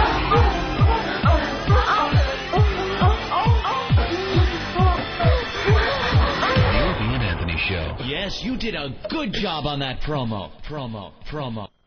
He's up on the gay shit. Oh, Jim. The worst of Opie and Anthony. All right, getting back to the subject at hand. This Of is the course. funny part. Ben comes running in the studio. After that last break, the first email he gets is from a guy named Ricky. It just says, "Hello, Ben. I attached my resume with the email. Thank you very much." And, of course, the subject line says internship. Yeah. He wants to be an intern. Well, everyone wants to be an intern on the Opie and Anthony Show. Now that they know we get you laid. Yeah, but, with hot, young porn stars from Cleveland. Yeah, there's plenty of interns around here that didn't go home with candy. Right. Just because you're an intern doesn't make a difference. I mean, you have to. She was the one that was attracted to him. She sure was. Yeah. Let's just say Noah's not the first intern that got some action because of this No, radio show. Of course not. That's all I'm saying. But, there's a whole room full of guys in there. A whole room full of eager guys just waiting for their chance at the porn star. Yeah. Half a thousand. Half a thousand. And Norton, to bang the same porn star that the intern did for free would have cost the Jim at a reduced rate $500 an hour. Mm-hmm. So the whoring is back on. Nah, I'm going to try to stop that. All kidding aside, Norton is trying to give up whoring. Spends a lot of money on it. Right. So I want to buy an apartment just because I mean, it's like I'm sick of paying rent. Sometimes you got to buy, you know, it's like a mortgage. I got to get a mortgage, and I'm okay, but I don't want to keep wasting money. Mm-hmm. So you lasted about a week this time around. That's not bad. That's a start. Yeah, I suppose so. Because I know you're pretty much doing it every night, right? Yeah. I was on Craigslist last night. I didn't sleep. I slept till 3 o'clock yesterday afternoon, so I did what I normally do on Sunday nights, which is just stay up. And I'm online, and I'm actually writing on my stupid blog finally, and I just, you know, I'm like, I can't go to bed, so. All right, so it didn't work out with Candy, No. obviously. So then you had to get one anyway, and she was pretty awful. Two, yeah. Oh, No, she was great. The one I got was great. Oh, you got two of them. No, the one, my regular was fantastic. The one Dennis bought me, she was nice, but again, she gave like a nice drool hummer. It's a little toothy for my taste, but she couldn't even fake that she was enjoying it. She's so depressed to be there from the south. Oh, boy. Yeah, it really was bummed out with her bad breath on her shoulder from some awful drunk who was licking her shoulder, probably whispering, "Mommy," in her ear. Oh, God. Although, let me be honest, if I knew this girl was going to run right back to Noah's place, I would have spent the $500. I absolutely would have put a batch in her hair. Oh. Just as a fine how do you do? Oh, I would have sent her back with, like, Statue of Liberty hair. Is there an awkwardness between you and the intern now? Not at all. Not at all? No, between guys like that, never. Okay. Absolutely not. So, yeah, the whoring thing. I thought he was gay, actually. Yeah, we all thought he was gay. I'm glad to know he's not. Oh, wow, there was that whole we forgot thing to bring going that around. up when Candy goes, you know, wow, that Noah's a cute intern. We're all kind of, no offense, Noah, but we're all kind of laughing like, Yeah. Oh, boy. But that's the whole guy response to a good-looking guy being around. You know? Yeah. They go, you must be gay. Yeah, we kind of, not that it matters, we kind of thought maybe you were. Really, no problems here, guys. There were some rumors. Break out Rent Boys. Let's hold chapters. Throw them at me. He's feeling very confident today. Cocky, if you will. Oh, all right, well, we learned a little something about you. Thanks. Not that it matters, but we were thinking maybe out of all the interns that you might have been the one. I'm sure one of them was. You're sure one of them is. They're all looking at each other. No man shaking their head. I always hope the best-looking one is gay. That's the one you root for. I don't care how much pussy Nathaniel tries to get. Take it out of the mix. That 6'8" young Frankenstein-looking psychopath. No one cares about him. Jeez. Just lumbering in there with like a checkered shirt. Actually, it's down to Nathaniel and Derek because we know Danny's not either. I'm just saying. We just know. All right. Well, I want to see Nathaniel and Derek take out their mules and do a little man-to-man docking. And see who enjoys it that much more. Yeah, just see who gets the rod first. That one would be guilty as charged. If we didn't have the new rule on the show where we can't get the interns laid, we would figure something out. But Who are we new kidding? rule. We're not listening to the gang in Washington. New rule. All right, so, the whoring has become a subject on this show with Norton because he really wants to stop. And I guess your mom and dad listen to the program every day? I knew that would be a mistake, too. I knew it. Why? They listened to the show when it was for free, didn't they? Yeah, I know. I just knew it, though. Like, I knew. Yeah. You can't let your parents listen. You know how much sex I've lost from regular girls? Because when I talk about it on the air and when I write on the computer, I mean, it's just there's no girl wants to date me after hearing this. How can they? Oh. Well, your mom's very concerned, and she left a little message on your machine. Yeah. I don't know if I'll be able to play it all the way through. It's just a sweet mother concerned about her son. All right, here's the tape. Hi, sweetheart. It's Mom. How are you? Jimmy, I know this is a little awkward, but everyone's fine here. But we heard the radio show. We love it, by the way. And you were talking about giving up, the ladies of the evening. Ladies of the evening.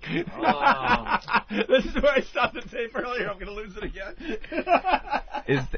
Because it's your mom. She doesn't want to say whores or hookers or ladies of the evening. Ladies of the evening. Like she read that in one of her novels, One of those romantic novels where they make everything all nice.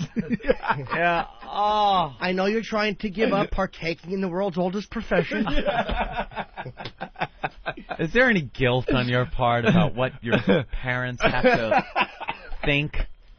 Well, I feel bad that I'm so honest, but no, I have no guilt. I love my parents. I get along great with my parents. No, I don't. I've hung out with Jimmy's parents. They are the nicest, They're the nicest sweetest people you'll ever I meet. know, but the fact that they even have to make phone calls like this. Yeah, I do feel a little bad. Not only that, but my mom has to look at her like her librarian friends. Right. Her mom's a librarian. She just retired. She's a librarian. She's gonna A look at her librarian. friends, make eye contact. Oh, your son, toilet chest. I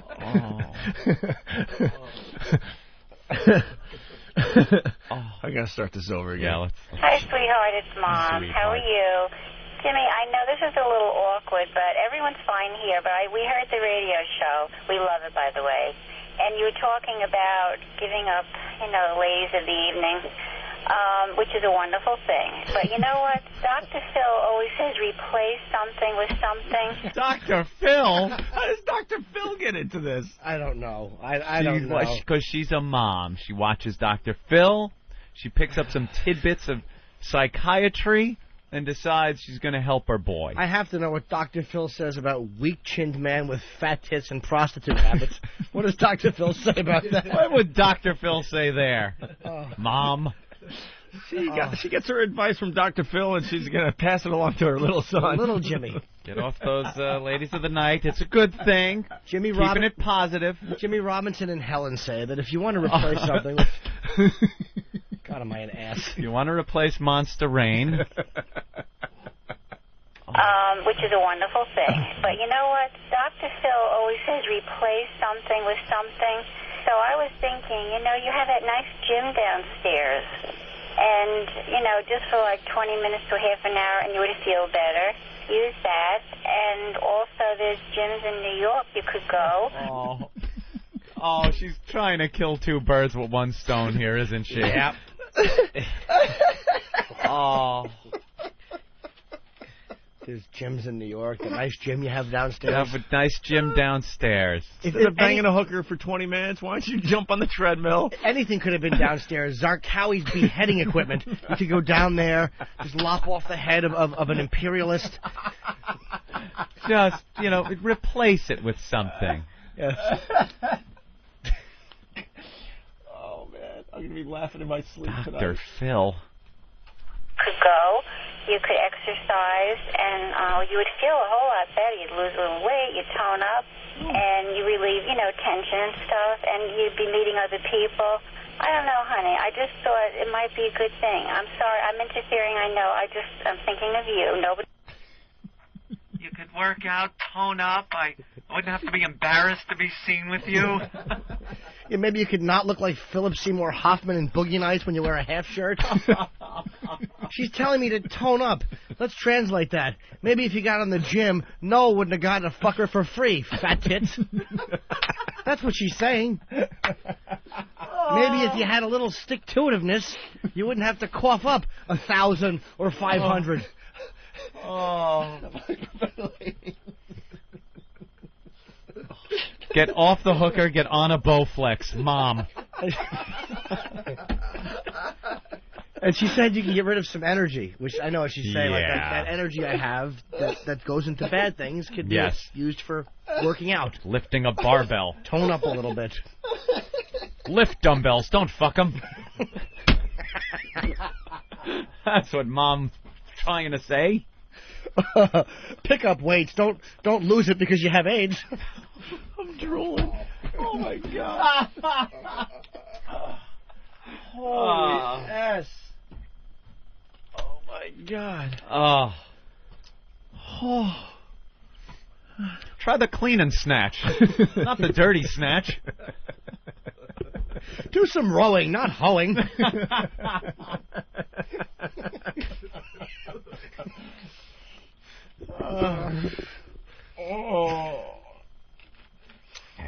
God, if I knew more gym equipment, I could make this a bit longer. See? What a lazy you gotta fat get nothing. in the gym. Yeah, put a barbell. This bit doesn't need to be longer. It is what it is. Be meeting other people.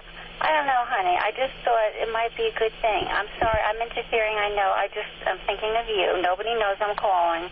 So don't get offended or think I'm strange, but I am a mother, and I worry about you. Yeah. You're doing so well. Everything's falling into place. This might be just one of the, the health thing. It would help you, sweetheart.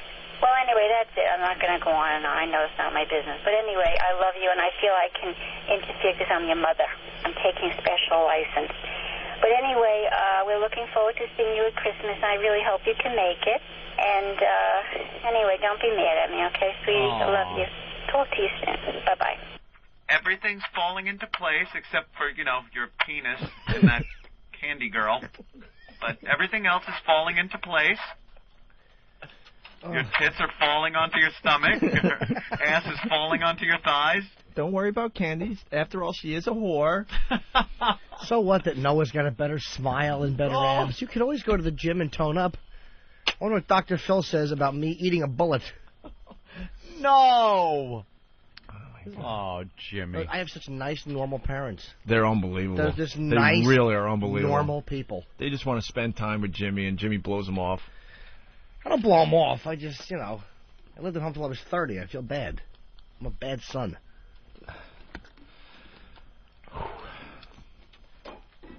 Hi, Jimmy. Yeah, I love you. Hi, it's R. Bud Dwyer. Why don't you just take that with you? That's what I did. I felt a little bad because I couldn't get the whore. One in the mouth. Works fine.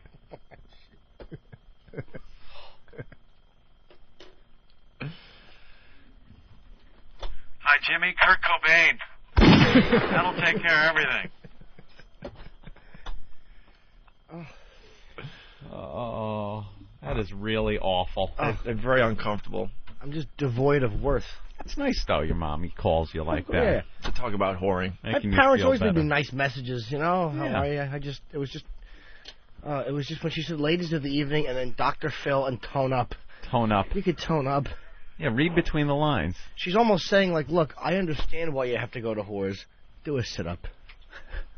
She's basically taking the side of women in general. Yeah. Saying you might want to go to the gym and tone up.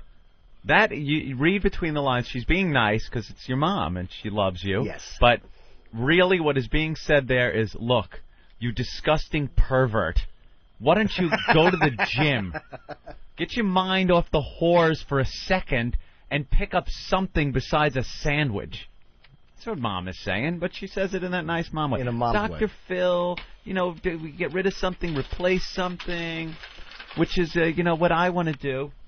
Jimmy, I've been listening to Dr. Phil, and he says when you get rid of something to get something. So could you not be my son anymore and Noah will be? Is that at all possible? I would like to get rid of you and have a nice, attractive son that can get the whore for free. Oh.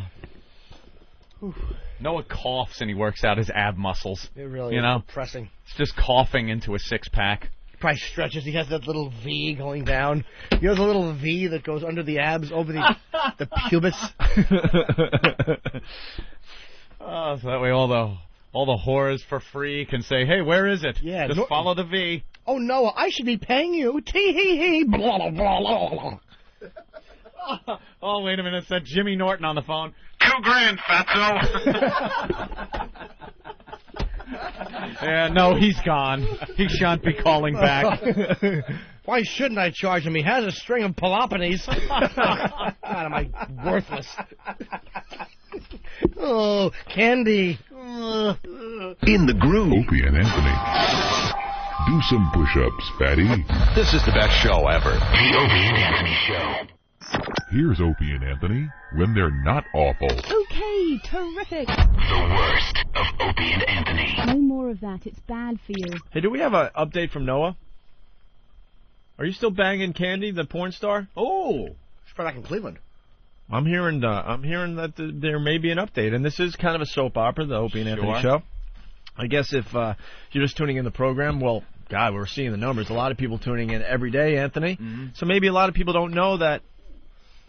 Wow. Are these the latest pictures from Candy? Yeah, she's got some new sites up at LAdirectmodels.com. Wow. And I'm giving her a plug. You are giving her a plug, aren't you? I'm allowed. Not the first time. You banged this. Yeah. For free. Very nice. Thanks, Jimmy. Very impressive. The same girl that was in the studio? Let's take a look. Mm-hmm. Let's take a little look-see. See, I don't think she photographs as well as she looks in person. Totally nude. Totally nude. Wow. Yeah, that's... How old is hello, there's a fine how do you do. Well, we saw that how do you do during Cherry Darts. Right from the How back. old is she again, 20? Yeah. Yeah, 20. Candy is a porn star. She's new to the business, only been doing it a short period of time, and She's from Cleveland, and she came and did some stuff for the radio show. That's lovely. Look what you would have had to pay for, And Jimmy. Nope, I ain't looking. Oh, he's not looking. And Jimmy took a liking to her. Mm-hmm. She's a very lovely girl. We don't really dig the porn stars usually. Yeah. But this one is fresh off the boat. We like them when they're brand new porn stars. And she looks pretty good. She looks really good, actually. And Jim was, I think it's safe to say you were hoping you could spend some time with her. You went for the freebie? No, never went for the freebie. No. Well, we had her grabbing your junk on the air. But I even told you that was like, I'm like, no, I'm like, I'm not deluded as to what that is. But she grabbed your mule, and she turned kind of red. She was really into it. I think you were hoping that perhaps after the show you could say, hey, you want to grab a cup of coffee or something. No, I kind of knew. No, I'll tell you why. Because when she first came in, the story got brought up about how I like to spend a lot of money. She's like, what about me? And I knew immediately that was it. That it was just about the No, cash. I was never deluded about that. That's fine. All right. I just didn't like the price she quoted me. Yeah, that was the only thing that annoyed steep. me. Well, the only thing that annoyed me. Yeah, Jim would have to spend $1,000 to sleep with Candy, the porn star. Cool G. Near the end of the show, Candy decided that Noah, our intern here, was really cute. She had a thing for Noah, the intern. Yes. No offense, Noah, but that's your title, the intern. He's a huge comic that was on Jay Leno. Oh yeah, Tonight Show. He was on the Tonight Show. And you're an intern, technically, okay? And Jim thought, he could spend some time with Candy and spend some money on Candy, and it was going to cost you $1,000. And then she said she cut you a price of $500, right? Which I thought was very reasonable. And as you're trying to negotiate this, Noah, the intern's banging her for free. Yeah, that just shows you. But it does go to prove being funny is worthless on every level. It really is. I'm telling you, it is of no value. You get girls that want to be your friend. Exactly. That's what you get by being funny. A bunch of fatzos that like me. Yeah. Make me laugh. Ugh. Fag hags that kind of also like funny guys. That's pretty much it. So Noah brought Candy back to Hoboken and banged her all weekend long. Although, however, had I known that, I actually would have spent the $500 if I knew she was going right back after. Just for a Hummer, and I would have left some on her. Just as leave a little, yeah. Leave a little Jimmy on her for the trip back. We can dream, maybe someday. Perhaps, and this isn't out of the question. Perhaps she was doing this to get free, kind of room while she worked in New York because she was going to jobs when she was staying with you. Yeah, that was the best part about it. In between banging Noah, she was going on. Going, on real the cell jobs. phone rings. She goes, "Oh, I gotta go." She's gone for an hour. A couple hours. She comes back. She was taking care of another guy, and then she comes back to Noah's house. How many times did you bang her in the weekend? Yeah, like 6. But she had to cross the river every time, and she came back like 2 or 3 times, so the theory doesn't really hold up there. And no? She had a hotel room and everything, so it's kind of a hassle. She did have a hotel room? Yeah, she told us she had a hotel room. That's what I was just. I wanted a little. She just really liked I Noah. wanted it cleared out. Oh, why so wouldn't she? I absolutely. What's so hard to believe? I'll tell you what's so like hard. You walked off the set of Smallville. But she's a porn star. Yeah. I have this. But she's a young porn star, not quite jaded. I just don't think porn stars in general like people in that way. I don't think she's been. Like she knows how to abused enough. separate the sex. Like she was really into the sex with Noah, and then she was doing the sex on the side to make some extra cash. And that was a little bizarre to me. Not jaded enough yet. Right. So are you guys keeping in touch still? Yeah, we keep in touch. She sends me little text messages that are just nasty, pretty much amount to phone sex. Really? Very nice. Oh, yeah, my jacket. Sex. Top, Great. this pocket. What does she say on the phone? I'm not nervous about it. I'll show it to you. They're nasty. They're just brutal. Do you like it, though? Yeah. I got a little cold, though, over the week. That's why I was out on Wednesday. That's the... Oh, boy. If that's the only thing, if that's the only thing I walk away from last weekend, I think I win. That little thing where you stand over the toilet, your dick sneezes green stuff. That's next. It always starts with a little cold. Just a little Scratchy sniffle. throat. My throat's a little scratchy. Tell me you weren't thinking like, I must be coming down with something. Yeah. What's the incubation period? No, you stand in front of the mirror for a couple hours examining every little bump. And you're like, see? That's not what I think it is it? It starts with a little cold, and then you're wondering, well, what was this girl about after all? She's getting tested this week. And she's going to do some work. Give you the news? All right. Are you a little nervous?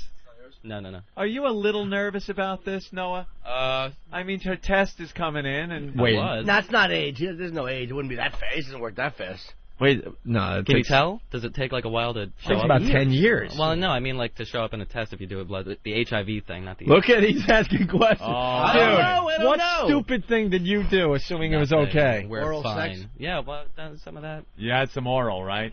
Yeah. And without a condom. Without a dental How do you do a condom with dam. oral? Dental dam. Those are romantic. Oh, that's horrible. Who the Put in hell your has dental dam? Who the hell has ever used one of those? No one. Get in there and mix it up. Right. It's just a You can little have some spit fun with and this. fluid. All right, we're looking at Noah's phone for the text messages from Yeah, Candy, the I'm porn gonna star give from Cleveland. you- Oh, he's laughing. Good one. Yeah, starting from this one, 15 to all these that are locked. All the 15 and I'm saving them. I'm awful. Yeah. No, you should save him. Are you kidding me? Very romantic. I know. go to thanks now. What do you do? Hit OK?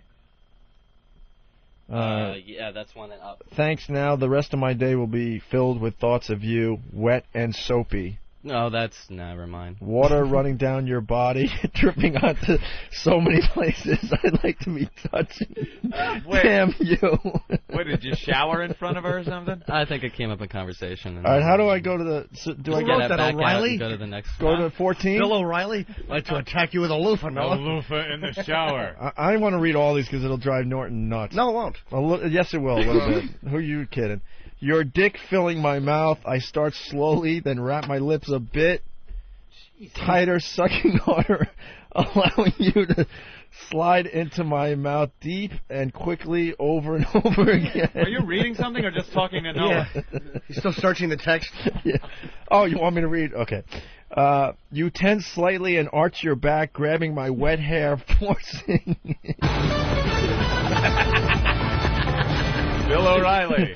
Forcing yourself deeper down my throat. You moan loudly that you want to come in my mouth. Ooh, that's nice. All right. That's nice. And it continues. You're a bit weak, shaky even, but I don't stop. I suck vigorously. You scream, lightly letting yourself explode in my mouth. I swallow, sucking greedily, wanting more. Opie? Please isolate some of this. Please. It is the... Just want to remind you, we are in the free play week. Yeah, but they said just no live sex acts. I want you inside of me, thrusting deep, making me so moist you slid in with such ease, my warm, wet. This wasn't such a good idea. Quite graphic depictions. Oh, really? I would think. Constricting you to stay inside, taunting you to F me harder. I think we found our cliffhanger. If you want to hear the rest of Noah the Intern's text messages, make sure you sign up for the channel and continue listening on Monday. When it culminates in some There's another sticky mess. There's another 10. I love the way you make me scream. We could say that, right? Yeah. That can mean anything. All caps. Anything? Are there any messages about balloon knot action? All right, wait. Something's going on here because now she just writes, "Not too shabby. You're getting better at this." So you're writing back to her. I gave it a shot. I'm awful at that sort of thing. Oh, you tried talking dirty over the text. And she's being polite here. I think I erased it. I'm not. She says, "Not too shabby. You're getting better at this." Oh, what did you come on? What did you say? It was a worthless shot. I think it was something about oral sex. I gave it a try. You spill my coffee and I pour hot coffee on your tits. No? I've never been good at that whole thing. Come on, what did you say? Cyber Dirty. thing. It was something about like a leaky member in places that shouldn't belong. That's good. Cleaning it up for you people. No, what did you say? Say it. It's cool. I'll search for it. It's probably in my outbox. I'm actually quite worked up now, a bit wet to say the I'll give you least, the exact and thing. no panties is making public masturbation possible. All right. My fingers are inside my... All right. Well, hey. Let him find the out. He's still got it on the Yeah, I want to right see now. what he was writing. His attempt. I'm really going to nail myself His with the volley cross back. because this is Yeah. awful. How'd you like it in your shitter? Your turn.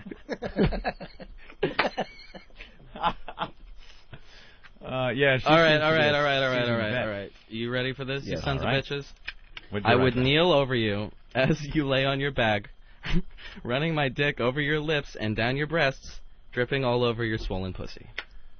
Dripping? Dripping? That means you're like a little boy. A little bit of gonorrhea. Yeah. Right. She liked it. Okay. I make a doctor's appointment for my drippy member. It was good. I'm not a novelist. I'll squeeze my cock over your face like a glue gun. And if you need me caulking in the tub, just squeeze it against the... Well, the relationship continues. I know I'm not. Noah the intern and the porn star. It would make a great sitcom, I think. The rubbing it over the lips part was good, like kneeling over the face is Yeah, dominant. that sort of thing. But then trailing it down the breast, it's awkward because you're on your knees and you got to kind of scooch down on your Yeah, knees. what is that? Right. You're on a dolly? Like, how do you do that? Yeah, your phone sex isn't that accurate. You're on your knees backwards going, I'll put it in your mouth. And it's like a Kubrick shot, just coming down the long hallway. dollying back as the background gets blurry. Yeah, we're going to do a push-in. That's right. I'll put it in your mouth and then have your toes in my asshole at the same time. And we'll roll down a hill, dirty girl. Chris, what's going on? I got a cliffhanger for you. We need a cliffhanger so the people that are on the fence, not sure if they're going to continue with the show, they need something to send them over the edge, and they'll continue listening on Monday. Yes. Yeah, send Noah to an AIDS test today and give the results on Monday.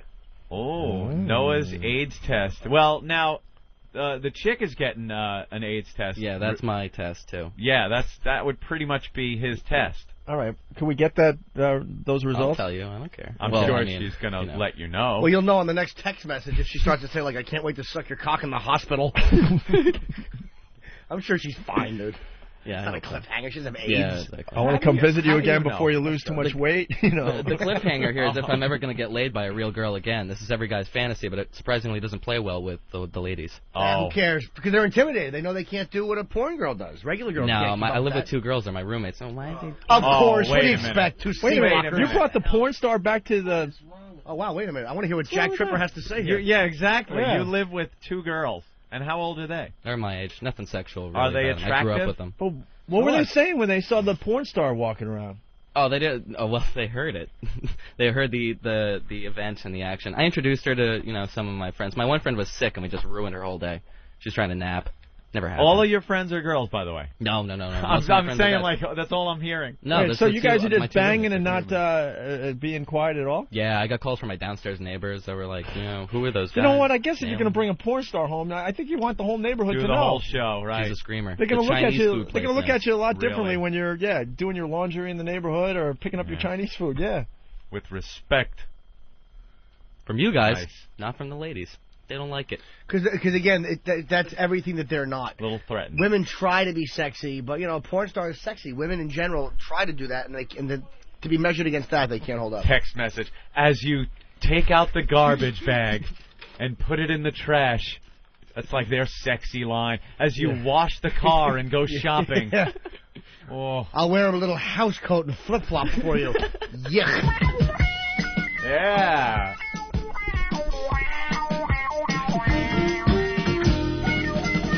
Groovy. This is your setup. Yeah. I would go for Joyce DeWitt. Really? I got nothing. Nothing. Great. She's cute. Oh. Come and dance on our Come and fall on our floor. Grab your chest and shock the crowd. Oh, my God. Two's company, too. Sorry, that's what you're live. I was going for the aorta joke.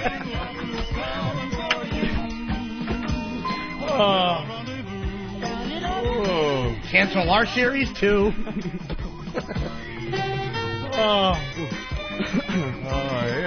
Another episode where they get all confused about what the other one's saying. Yeah.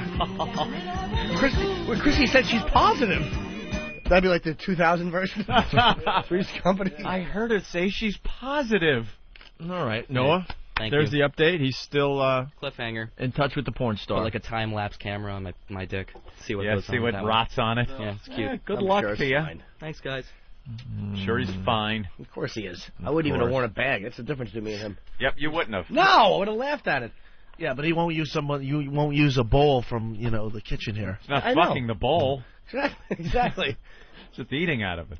Mon âne est de façon insensée fuckable. My ass is insanely fuckable. Aimeriez-vous pincer ma tarte frémissante d'amour? Would you like to pinch my quivering love pie? Mes seins sont comme 2000 ampoules de watt.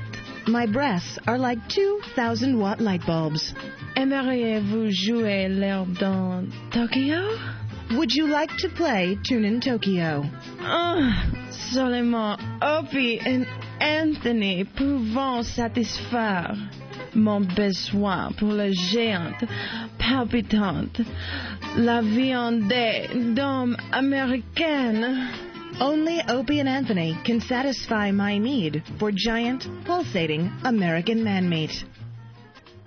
Here's Opie and Anthony when they aren't stinking.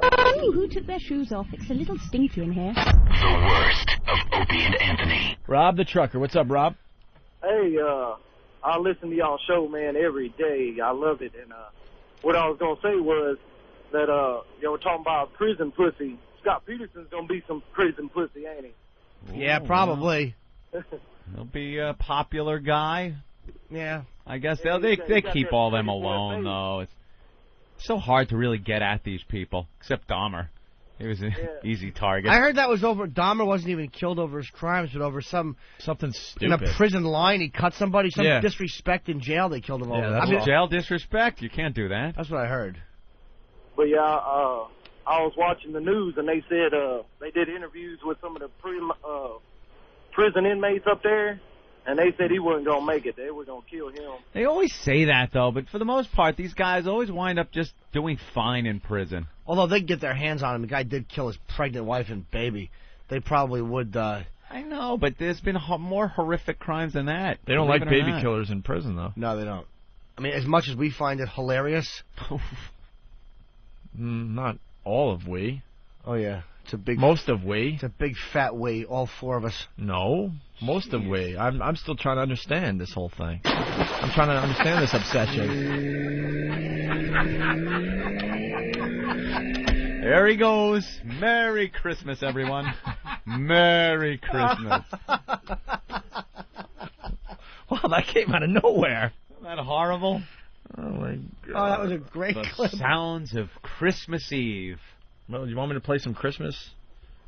Give me a little Christmas song. Well, we need. I don't think we have any instrumentals, though, do we? Come on, Ben's looking. Oh, there he goes. Look at his hair is all exactly normal. Oh, Ben's really nervous in the other studio trying to find the instrumental Christmas music. Ben doesn't know what he's doing. He's just a mess. He knows what he's bumbling around, looking for a fan to comb his hair with. He knows what he's doing. No, it was great. It was insane. All right, Danny, start up the music. Let's see if this works here. Derek, start up the music. Christmas Eve. How long ago was that? I don't know. Was it 2 years ago? Has to be, right? Or was it just last year? Has to be 2 years ago. I'll bet your grandma and grandpa know. I bet they do. What the hell is this? Gary Hoey. What song is it, though? Is Gary Hoey Drummer coming Boy. in this year? The little drummer boy? It doesn't sound drummer boyish yet. Oh, here we go. Doesn't sound very Christmassy. Gary Hoey rocks. It's like an 80s hair band rock type of rock. That Mr. Grinch version he does is fantastic. It really is. We ought to actually play that. Yeah, mean one, Mr. Grinch. Rumpa-pum. Pum. Wait, do they have that one in there? Rumpa-pum.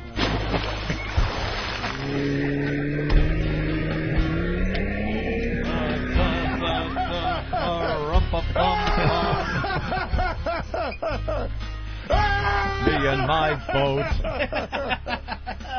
Oh. Oh, man. Came back a lot lighter than I went out. Pa-rum-pa-pum-pum. Won't have to listen to her bitch anymore. A rumpa-pum-pum. Give back those expensive baby toys. A rumpa-pum-pum. Won't have to put up with crying noise. Pa-rum-pa-pum-pum. Return those Legos and buy a gift for Amber. I wish that would rhyme.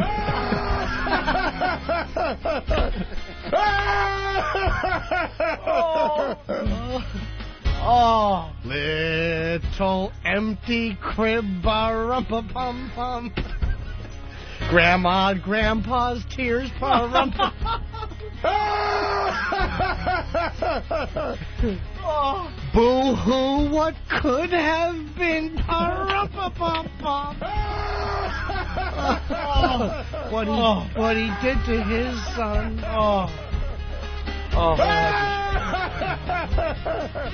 You can hear the splash, pa-rumpa-pum-pum. Hope I brought enough gas, pa-rumpa-pum-pum.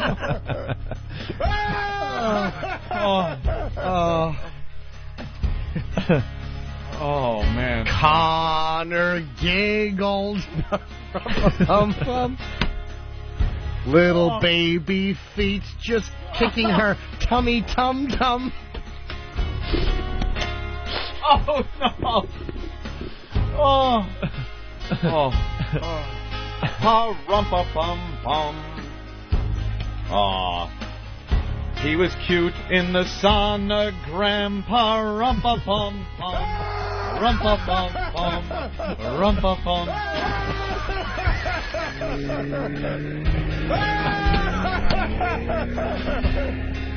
Oh.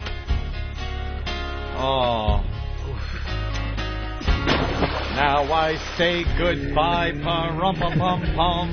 Gonna craft an alibi, pa-rumpa-pum-pum.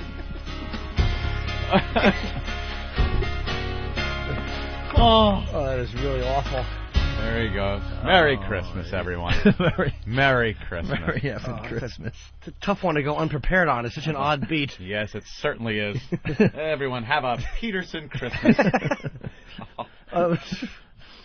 Yeah. No lights on that house this year. Nope. No, sir. No little patter of footsteps going to the Christmas tree with wonder in his eyes. Yeah. Maybe a little salt water and coral. Not much else. Maybe there'd be a little bite taken out of an oyster. Left for Santa. Oh, Jesus. Soggy stockings wrapped around her neck with gas. I just don't get it. I just don't get this obsession That is horrible. that you guys have. Oh my God, is that horrible? Just explain to me why. That's all I need to know. Why? That's what Grandma's saying. Why? Oh, yes. Oh.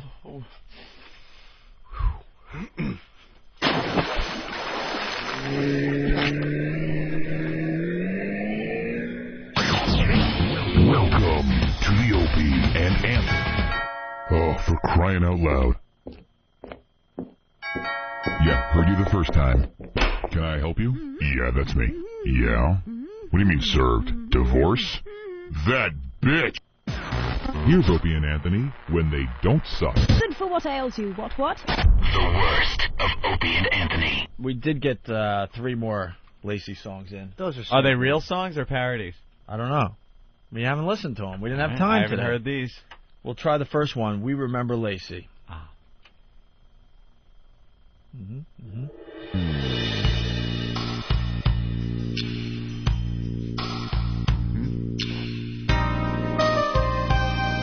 Ugh, already.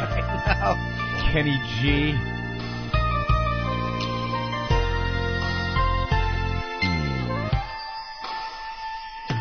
She lived, she loved. Good already. She lifted us when we were down. She laughed and hugged and showed us how to love every child. She knew where she was headed, and she knew someday she'd be gone straight to heaven, By way of the ocean. where princess angels live on. Chorus.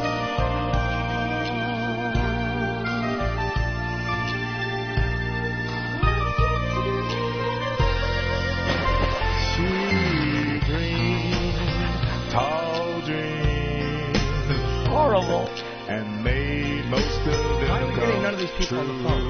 He stinks, and I don't like it. Star high in the sky. Her light will forever shine through. Oh. All right. Enough of that one. Why do we have none of these guys on the phone? Yeah, who is that guy? Are we trying to get these people on the phone that are writing these stupid songs? Can you go to drippynonsense.com and download that? Huh? Steve said he's been contacting them, and little luck. Well, then say it's the Greg and Tony show. Greg and Tony in New York or whatever. They want to have you on and talk about your song. Are you trying to say we have a bad reputation Your as Opie reputation and Anthony? stinks. You're lucky I come on. Really You guys does. are creeps. All you do is make Peterson jokes. If I wrote a tribute, I wouldn't want it. Who? The guys that had sex with... Yeah, I'm sure they I haven't made one Peterson joke. You haven't, but you haven't turned mics off either, so you're equally responsible. You allowed the crimes to happen. You just tore down the third wall. Opie, you just tore down the third wall. This for you. You just broke one of the rules of the show. What was that? You tore down the third wall and explained what goes on here. What goes on here? How did Lacey teach us to love, by the way? I don't know. She taught me to laugh. All right, here's another Lacey song. It's just called Lacey Song. Lacey's Song. Well, that's the easiest way. Wait, didn't we just play bells. More bells and sap. Yes. Those aren't bells, those are the chains that were weighing her down. Bells Equaling equals on the way down. sap. It's your smiling face that I can't. Do they say swollen face or It's smiling I face? think it was smiling. Let's see what it rhymes with. kidding. By the way, I think that constitutes a Lacey joke. Stop it and see if we can figure out what the rhyme's going to be after she says.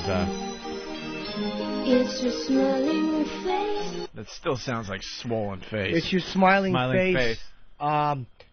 Now covered with tape. Oh. Well, you continue. That I can't erase. I can't replace. All right. There's a special From my mind. that we hold together. You're not even rhyming. It's the way you laugh. It's the way you cry. What? No one even knows how she laughs. Yeah.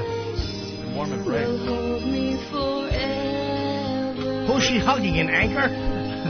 Where's the chorus? You are the light in all my darkness. What? Who? Is this about Lacey? My heart is lost Whining bitch. without your love. This is so bad. Your smile can reach around the world and call my name. This couldn't be about Lacey. Oh, yeah, she did say smiling face. Did she say Lacey, though? I didn't hear one Lacey in that. Nah, these people just sending in love songs saying that they're tributes. Jack off. Who sent that piece of crap in? I want to get that guy on the phone who sang that one song. Remembering Lacey. We got to hear it again. John Stark. We got another one? Mama, this for you. You. The Woodblock. Very popular. The Lacey song. This might be the Remembering Lacey, right? That's it? The original? Yeah, this is the original. yeah, here's the one Well, we we got to play it. All kidding aside, folks. All kidding aside. Remembering Lacey, how her smile would make you smile. Remembering Lacey, how she loved, there's no denial. Now the angels hold her gently, and little Connor's with her too. And she smiles and says, we're alright, and we send our love to you. So full of life and happiness was pretty Lacey's life. Yeah! With little Connor on the way, just made things seem so right. Still the two of them together, from the start to heaven's door. And she smiles and says, we love you, to the one she's loved before. The tears that fell made flowers bloom on earth in heaven too. And little Connor runs and picks them. Mama, these for you. Now the angels are preparing special tributes from afar. As you gaze into the heavens, look, the Lacey Connor star. The Lacey Connor Reef.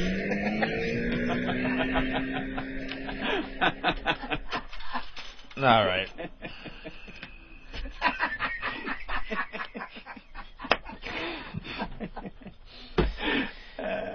This song is awful.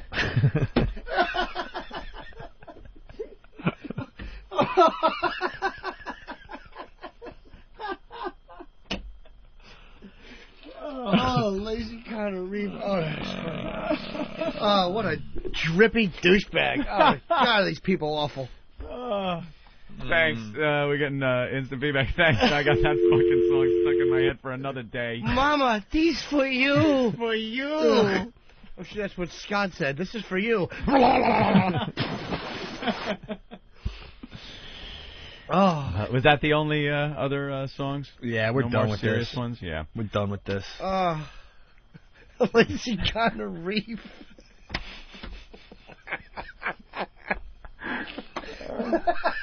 So horrible.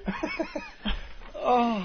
All right. I really hope that guy finds out that your vain attempt at a heart tugger has given us hours and gales of laughter. Thank you, stupid. Next tragedy. Maybe that one will take off. Yeah, maybe that one you can latch onto and seem like you're a concerned, deep artist, you fuck. This email from Cervic Construction says, "Hey, Lacey, you scratched my anchor." Cervic Construction. Called from Texas. What's up? Yeah. I'm a free play convert, and this has got to be the most vile 7 cents I've ever spent in my Yeah, it entire really life. is awful. Yeah. We agree. It's only 7 cents a day, sir. Hey, man, I'm spreading the virus via the U.S. Postal Service. I'm a rural carrier. Oh, great, man. Nice, thank you. Thank you so much.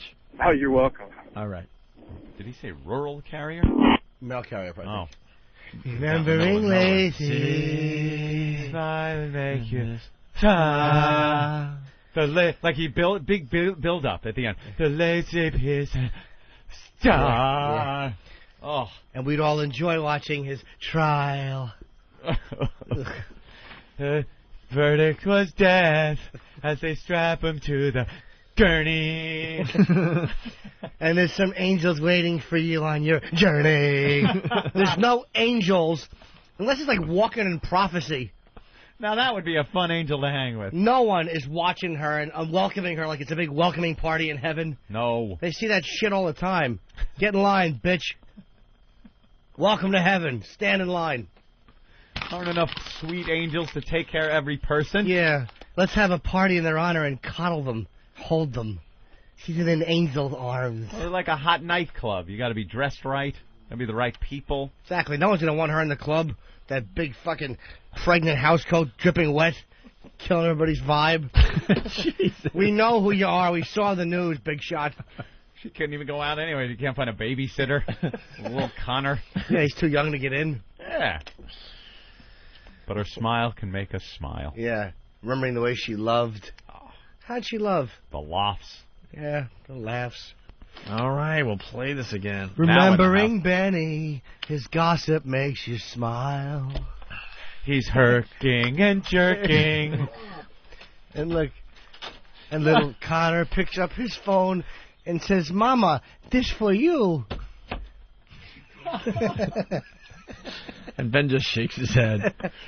The Ben Sparks messy hair. Remembering Ben's toilet. All the brown under the sea. It looked like Bosnia as he shit and threw up on his feet. That's it for the worst first of Opie and Anthony. Golly gosh. Catch Opie and Anthony live Monday through Friday, 6 to 10 a.m. Eastern, 3 a.m. to 6 a.m. Pacific, with replays throughout the day. Want more? Go to opieandanthony.com.